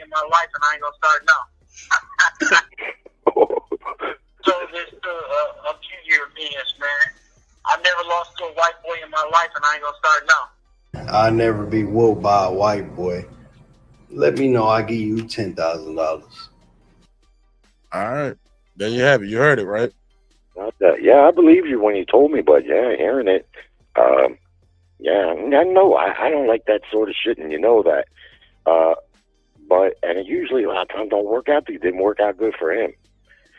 But that don't work out make good me for like, nobody when you start saying stuff like that. Yeah, I mean, why not say, I just don't think he can beat me, or I don't think these guys can beat me. What's wrong with that? Right, because he was safe with that. He started off with that. He was like, I don't think nobody can beat me. Then you added that one caveat. You know? And all that does is just make it more embarrassing, you know, on him. So it's just unnecessary stuff. But still, I may not like that, but that doesn't make me like what Plant did any better. You know, and like I say, I'd like to think that Plant somewhere in his mind knows that he probably shouldn't have done it. And the ref stopped him from doing that. I don't know if you noticed in that several fight. times, and then he kept pushing off the ref to keep doing it, and he should have got fined because you don't supposed to touch that referee at all. Once you touch that ref, that's a fine. Yeah. Yeah, the ref knew, you know, you don't do that. Come on, man. I think that was the same ref from the night too. One day Harvey Dock. I think it was Harvey Dock was the ref for that night. So Harvey Dock gets to see that too. I think that was Harvey Dock. They told him, hey, don't do that. Let me see. I'm gonna let you know. Let me go real quick to Puro. And plus I gotta use the bathroom anyway. I've been holding it. What's up, Puro?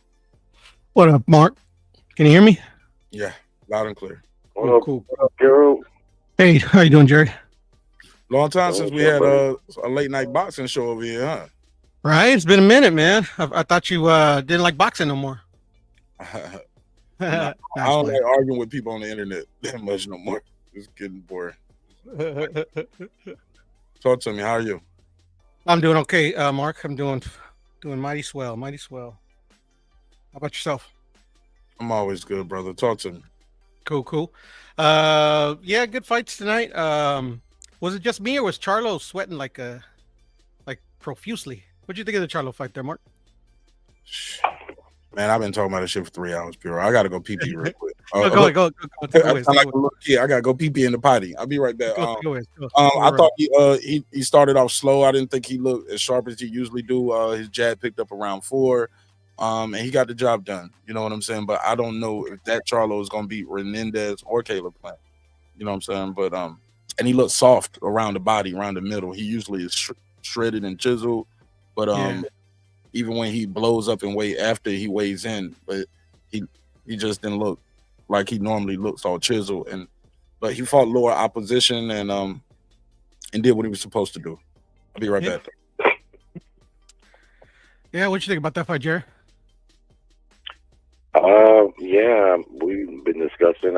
I thought he looked. To me, I didn't have a super high expectation for him, considering the almost 2 years out of the ring and how inactive he's been, and moving up. And even though his opponent wasn't that great, I thought he looked maybe as good to be expected. At least my expectations of him. You know, I agree with Mark. I think he needs a few more fights to get physically fit and to get mentally all the way fit. But if he can return to form, he's going to make for some good fights probably in that division. You know. Yeah, I agree with you. I thought the 2 years that he was out or whatever. I would like to see him more in there more consistently, like not just one fight a year. Hopefully, he doesn't take another 2-year hiatus. So hopefully, he can get a. I mean, I didn't think he got too banged up this fight, so I would like to see him back sometime like in July or something. Yeah, that's what me and Mark was saying. You know, keep him busy, man. Don't keep him out so long, especially after he's been out that long. Best thing they can do right now is get him back in there with a similar opponent, maybe someone slightly more game, and see if they can cap if he really is back. You know, because he can fight on it. You know, he knows how to fight. So right now it's a matter of motivation, I think, for him. They have to keep him focused on boxing and he probably got a few good couple years at least. How old is he? Do you know, Puro? How old is I Charlo? think he's like 32, but I can find that out really quickly. Hold on, let me see. BoxRec. BoxRec says he is all of. One sec, I'm almost there. Jermall. He is all of 35 years old. Yeah, I think that's what they say. Yeah, he's older than I thought he was. Yeah, he's actually. I thought it was a younger myself. Yeah, so he might only have maybe 2 years, maybe. I don't know. Yeah, you know, the super middleweight division probably a little spicier now than it typically is. Typically, it's one good fighter there, like Ward or Canelo, and then there's some other guys that are pretty decent. But I guess right now, you know, well, Jaime Munguia looks like he might be out of the picture for a little while.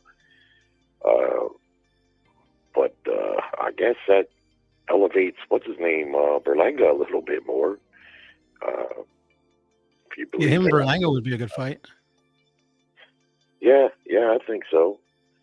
I just any of the top ones, you know, see what he's got. Well, what did you think about Plant? I thought he started off pretty well. I was one of the few saying that Resendiz was live in this one because Resendiz is a pretty. He's like he knocked out, I believe, J-Rock, and so he had a bit of expectations on him. But then he fought Elijah Garcia and he got knocked out. But he got himself a new coach. This coach that he had today, like he's a really good coach. So I don't know. I mean, it depends. I would have to see him again, like you know, put him again against one of the top guys in 168 and see how he does. If he does as well as he did against Plant, then there you go. And then Plant, shit, I don't know. You think he's big Plant enough? got dominated after the 4th round. Yeah. You think Resendiz is big enough for 168? That's what I was thinking myself too. Like he might be a little bit undersized, but hey, that's the weight he's fighting at. So I mean, it is what it is. Yeah, it didn't seem to hurt him tonight against Plant. You know, I was happy for him, man. Though, you know, that was I had a feeling he was going to be out. And they said during the fight that he also fought. Who was it? He busted his lip real bad, and they had to stop the fight. It was J-Rock. Was it? No, I thought they said it was not J-Rock, but it's the other guy, PBC fighter, takes a million punches. Hurd. Yeah, Jared Hurd. Oh, it was Jared Hurd? It was Jared Hurd? Okay, my bad. I thought it was J-Rock. Yeah. And I didn't remember until they talked about his cut lip, and I remembered, oh yeah, and I remember that vicious cut he had on his lip. And Hurd ain't no walk in the park. I mean, that guy gets hit with every punch in the world, but he throws a lot of punches, and pretty big and strong at 54, I think, where they fought. So yeah, no, they fought at 60. They fought at 60. They did. Well, nonetheless, he put his name in the crock pot tonight for sure. And Plant, man, I just don't know what to say. I'm still a little miffed that he not just that he lost, but like you said, after like the 5th, 6th round, you couldn't make a case for him. He was getting outworked. You're getting hit with big right hands. At one point, he looked like he was hurt pretty badly. I don't know if Plant's chin. A lot of people don't talk about it. They just write it off that Canelo knocked him out, but Canelo knocks cats out, and so what a big deal. But I don't know, because when you look at the Benavidez fight, man, he took a pounding in that fight, and I don't think he even got knocked down against Benavidez, did he? I can't remember. No, I didn't. No, I've been saying that for a cool minute though, Jerry. That Caleb Plant has a hell of a chin. He has a hell of a chin. Last knockout too, right? Caleb Plant was the last knockout, right? Yes, sir. Yes, sir. Yeah. So how do you explain, and the last fight I seen Plant when he fought McCrumbie, he got caught with a punch that looked like it knocked him out for a second, almost. Yeah. So it was. Yeah, I mean, it almost looked like he just blacked out, and. I don't know, man. His chin might not be. That might be his biggest Achilles heel. That and his stamina. Bro. because it seems like every fight, gasping in out. the second half of the fight, yeah. But he does too much moving, though, I think, unnecessarily. Even that last round, his coach told him, hey, man, can you bounce on this one, man? How you feel? All right, I want you to bounce on this one. And he went out there bouncing up and down. I'm like, bro, this is, I think Abner Morris even said in the commentary, he's like, he's wasting a lot of energy. He's going to get tired. Waste energy throwing punches. I mean, waste energy throwing punches if you're going to burn energy. But just jumping up and down, he did that shit. All the ring. Yeah. Oh, yeah, I used the whole ring. I thought I won. What you guys think about the split decision? Should have been unanimous. Yeah, I think so too. But yeah, it's all good. Unanimous, Right, but I had money on the draw, so when I heard split decision, I said, "Ooh, please!" I'm live. I was hoping. Yeah. That draw. I was telling Mark, man, I thought for sure they were going to give it to Plant, though, even though I didn't think he won either. No, certainly not. But man, I even told my wife, like I know it all, you know how you do it. I was like, now watch. I'm going to show you what's going to happen here. Listen carefully. It was dead wrong. They got it right. They gave the winner the fight. I'm as happy about that as much as I am happy for Resendiz, right? Because too many times in boxing, it's one of the most major things that's wrong with boxing is too many times the unheralded underdog wins the fight and doesn't get the decision, right? Sucks. Yeah, I mean, it sounds a little boring because it's obvious and we know it, but man, it's just hurtful. It's a hurtful thing to the sport, and it's hurtful for the fighter. When you put forth effort and you win, man, you should get your arm raised. It shouldn't be, oh, well, this guy might sell a few more tickets. I mean, that's why boxing's not an organized sport, you know? I've always called it the ugly charm of boxing, but it's really not charming, especially if you're the guy getting jobbed, right? You know? Yeah, but it's been going on since Hector was a pup, and it ain't going to stop. But every once in a while, they'll get it right. And tonight, they got it right. But you know what might else had something to do with that? I don't know if you noticed, but that guy had more fans in there than Caleb Plant. Oh, man, they was going crazy on it. They was going crazy. And you know, Mexican folks support their fighters. And I don't know, man. You know, to me, that could have influenced maybe not so much the judges, but, you know, the people that move the money. Like, hey, this motherfucker right here is more popular than Caleb Plant. Caleb Plant ain't no money fighter. This guy potentially could be, perhaps. You know? Nah, I don't think that influenced it, man. He was whipping that ass. Yeah, I agree with you. He was whipping that ass, man. And Caleb Plant just wasn't even throwing enough punches at times, man. The body work by Resendiz was impressive too. Yeah. And them overhand rights. Yeah, the overhand rights. If he was a slightly better puncher, Caleb Plant might have got sleep tonight. Hold on, man. What my boy Knockout 86 TV said Caleb Plant lost on purpose so he wouldn't have to fight Jermall Charlo. No. Hold on, let me play this, yo. Let me hear this. Yo. Let me see. Listen to this.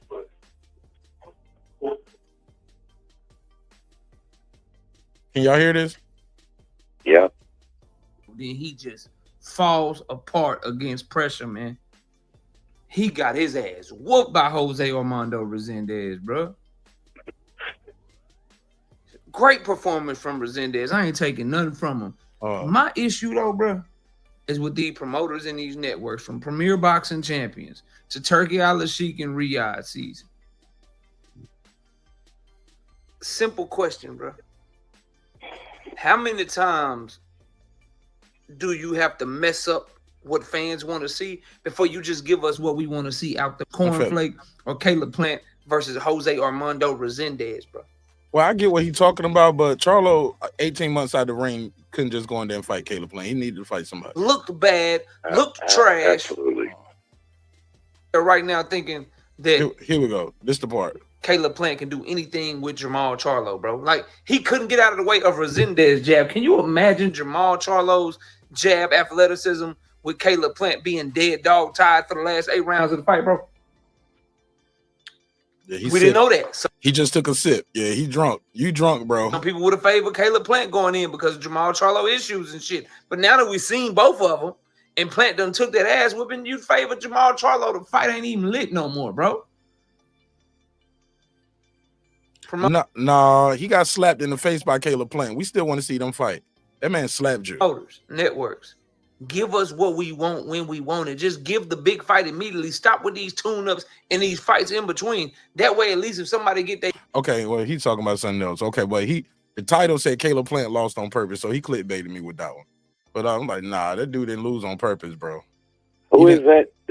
I'm not even gonna say it, man. Okay, well, I wonder what he really knows about boxing, man. I mean, this is why people get reputations for not knowing about boxing. You can't take a guy that's been out of the ring for 2 years, almost 2 years, for all the wrong reasons, and throw him right in with a top guy. Now, what would have happened there if Plant blows Charlo out? He'd be up there saying, see, you know, they shouldn't have, there's no way they should have rushed him back and put him in there with Caleb. You see what I mean? Be realistic, man. You can't do that. Now, I do agree that sometimes they do shit like we just seen recently where with Ryan Garcia and Devin Haney, slightly similar circumstances, but they probably, after what happened on the card with Ryan losing and Devin running, it kind of backfired, right? That went from being an anticipated rematch to now ain't nobody talking about wanting to see it. You know, so they might have been better off just going and running that right on back. Even though both of them had been off for what, a year. So it's hard to say, man. But I don't think they should have. Even as bad as Plant looked tonight, I don't think it would have been fair, and it may not even have been competitive. It's hard to say, but I don't see that. I think they had the right idea. They put him in against heavily favored opponents, and Plant dropped the ball, just like Ryan Garcia did. Devin Haney may have ran, but he did win. But Ryan lost, right? So what can you do, you know? I mean, they try to promote the fight a little bit, put him on the card. That's been done forever in boxing. And then the next fight, they don't fight each other. But it's boxing, man. Plant dropped the ball, and now, for all intents and purposes, the fight's likely off the table.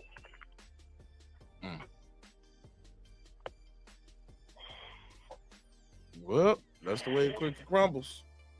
Well, maybe they can fight down the road. You know, Charlo will get a couple more fights under his belt. Plant gonna have to go back and, right this wrong. But who knows? I mean, if he fights this guy again, and it's a really good fight, and he does win, then maybe there'll be a third fight between them. Who knows? Anyway, kid, Mark, it's been really nice talking to you. It's been a long time, brother. I'm glad to hear you're doing well. Puro, good to hear from you too. And all right, Jerry. On next. Yeah, we'll be talking soon. We got some other fights coming up. We'll be talking very soon. All right, bro. My man. Bye, see you. Yes, sir. Puro, how you been, brother? Man, I'm chilling, bro. You know, kids, last week of school for the daughter, so been looking forward to the last week and stuff. She's going to kindergarten or first grade? First grade, sir. She got an award too, Mark. What? Yeah, I was amazed. Most improved of her class. It's like in general. That's nice. Yeah, that was nice actually. That's dope, man. Did you cry? I didn't, but I wanted to say some things, and I bit my tongue. About what? What about the school or about the school? Yeah, and then the way, like, anyways. So a long story. I just I was very proud, and I was kind of like in your face. Well, that's good, man. I'm happy But for that was nice. That was nice, though. Happy for the princess, man. Thank you, sir. Appreciate that. Yeah, my daughter had a little graduation. She started kindergarten this year, so nice. Yeah, next Tuesday is her little like promotion ceremony or whatever. I'll be there. Damn, them kids still in school though in California? Yeah. My kid doesn't get out till June 10th. The hell? What the hell they still in school for? What the hell? I don't know, bro. But this next upcoming week, they're just watching movies and having like little parties and stuff like that. Yeah, Monday she gets to wear a jersey of her favorite team, stuff like that. Oh, she gonna wear them Falcons? Nah, she gonna probably wear a Dodger shirt because all of her Broncos and all of her other sports stuff is like it's too small, too small for her now. Buy her some new shit, Puro. You cheap.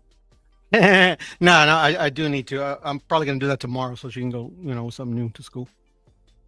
Okay. Adam said he still got to see that Charlo fight versus Plant. He said, I don't care. Yeah, I wouldn't mind seeing it either. Because he did get the slap, the taste. He got slapped. You got to get his manhood back, no matter how he gets it. Well, I thought he said I thought Resendiz dominated Plant the way people talking about. Plant won 5 of the first 6 rounds. I think he won round 1, 2. Resendiz won 3. Plant might have won 4. Maybe 5. Yeah, Plant might have won like 5 of those first 6, but then it was just, he might have won 4 of the first 6. It was just all bad after that, man. I had 4 of the first 6. Yeah, something like that. Like, I think he won like 1, 2. Resendiz won 3. Plant won 4, and I think maybe Resendiz won 5. Plant won. Plant won 5th, and Resendiz won. So basically, Resendiz won the 3rd and the 6th. And then won everything after that. Yeah, that's how I saw it. That's a domination, bro. If you only win round 1, 2, and round 4 and 5, you know what I'm saying? You only won 4 rounds. That's domination. Yeah. 4, you know what I'm saying? 8-4. Yeah. And look at Resendiz's face too. He's like he came out unscathed. His defense was on point. Look like a baby. Excuse me, I mean on you. Look like a baby. Just smooth. Yeah, Puro. Anything else, man? Because shit, I've been talking all night. Talking to Jerry. Nah, my brother. That's about it, bro. I appreciate you having me like always, my bro. I wouldn't have it no other way, man. Wouldn't have it no other way. Sure, at first, I ain't gonna lie. When I was first starting the show tonight, I thought I was gonna be rushing to get y'all off to watch. I thought the show. I thought BMF came back at midnight tonight, so I was excited about that. But it don't come back to next week. Oh shit! Yeah, man. I got this clip right here. Let's hear this. This Charlo talking about after the fight. Yeah. This camp was amazing. I probably had too much fun this camp. But it's cool though, because that's what it's all about. Having fun, giving my all, working, and just staying focused. Talk to my mom every day.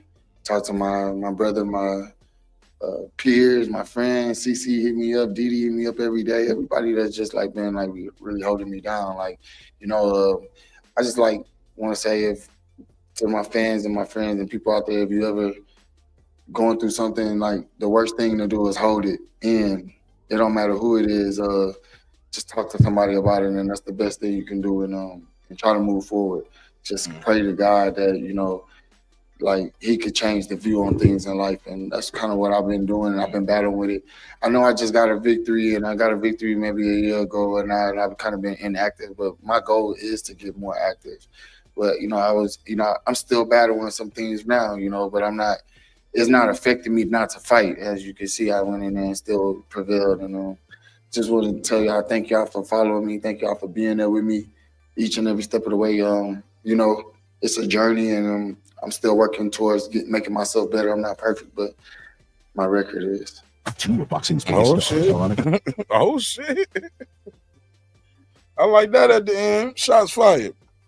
Right. I'm a big Charlo fan too, so I hope I hope he does get it together. My record is, but shoot, bro, you haven't fought in 18 months, and prior to that, you didn't fight for what 2 years to that. You know what I'm saying? Yeah, he lost 4 years of his prime, bro. Let me see. When was the last?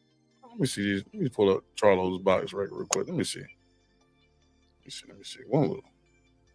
Let me go backwards. Caleb Plant. Let me go to this bout. Let's go to this event. Let's go to Charlo.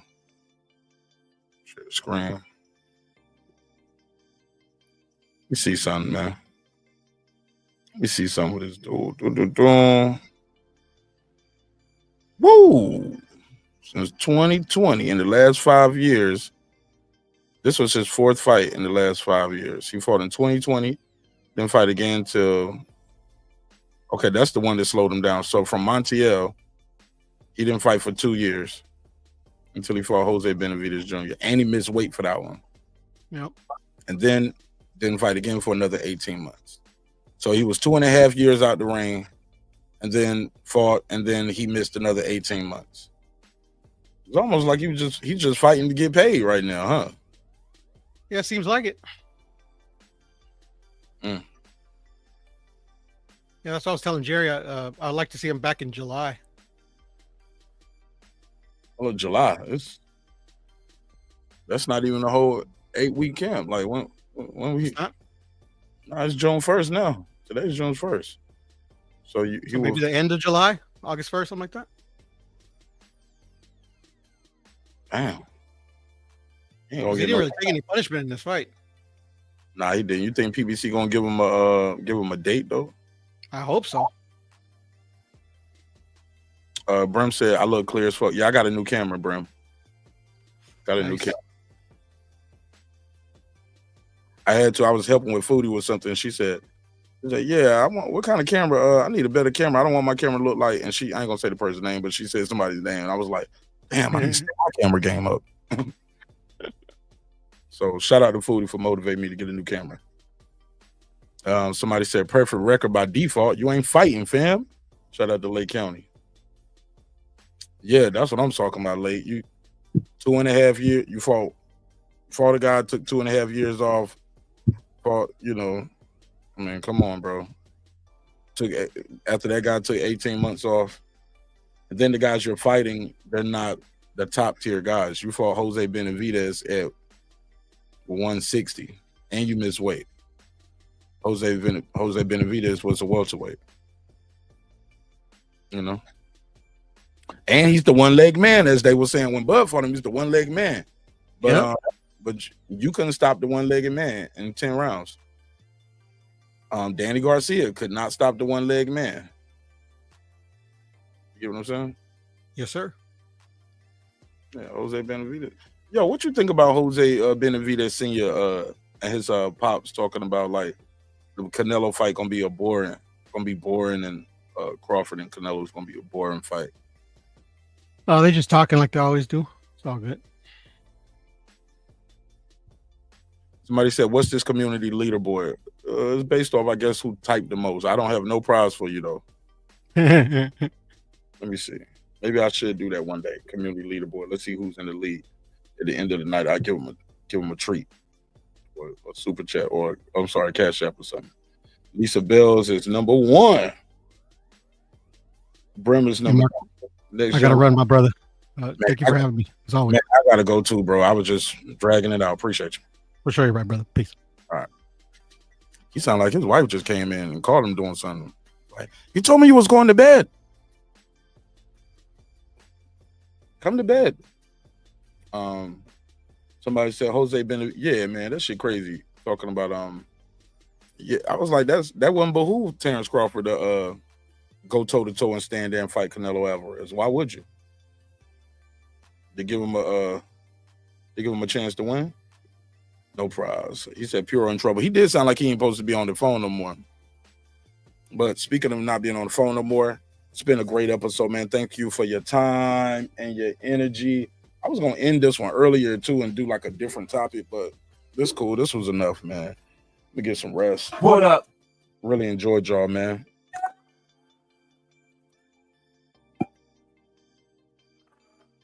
Really enjoyed y'all. It's been another great episode of Breaking Beats, where we break down business, entertainment, art, technology, sports, and any damn thing else you and I feel like talking about. It is a hip-hop political sports show with a comedy twist. We like to let the jokes fly. You know why life is serious enough. Life is getting really serious in the super middleweight division. My boy Resendiz went in there, shook the dice up, man. Shook this whole game up real quick. So, what's tomorrow? Sunday? I'll figure out something. We'll talk about something tomorrow, man. I'll try to talk to y'all tomorrow, maybe during the daytime while I'm on the treadmill. But, man, my body is aching, man. My body is still sore from doing the miles, man.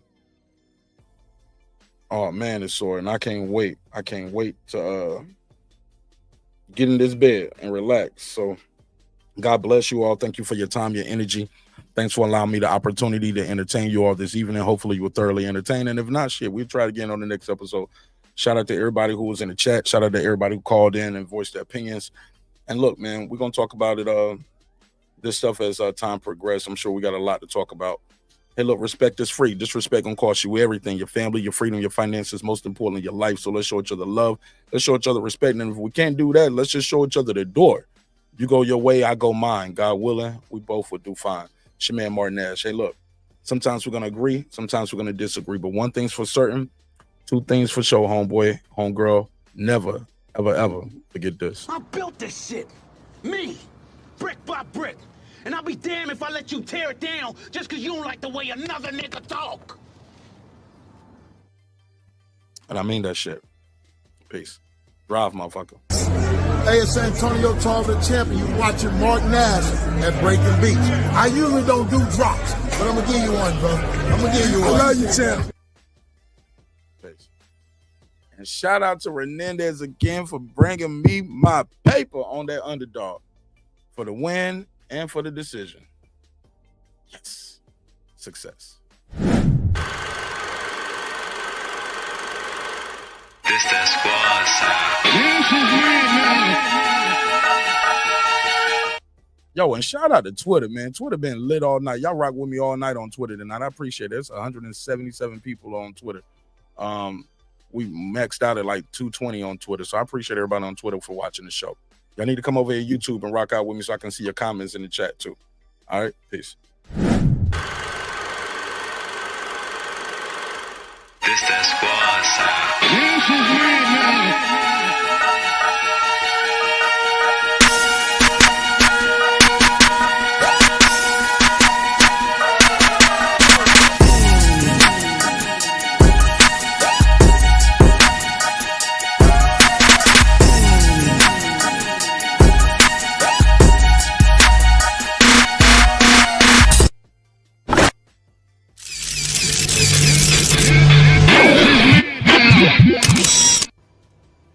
Subscribe. I don't care how many subscribers he has. Support him. So he made all this possible. He made this possible. Not at all, Dr. Mart. God made all this possible, and so did viewers like you. I'll see y'all on the next one. Peace.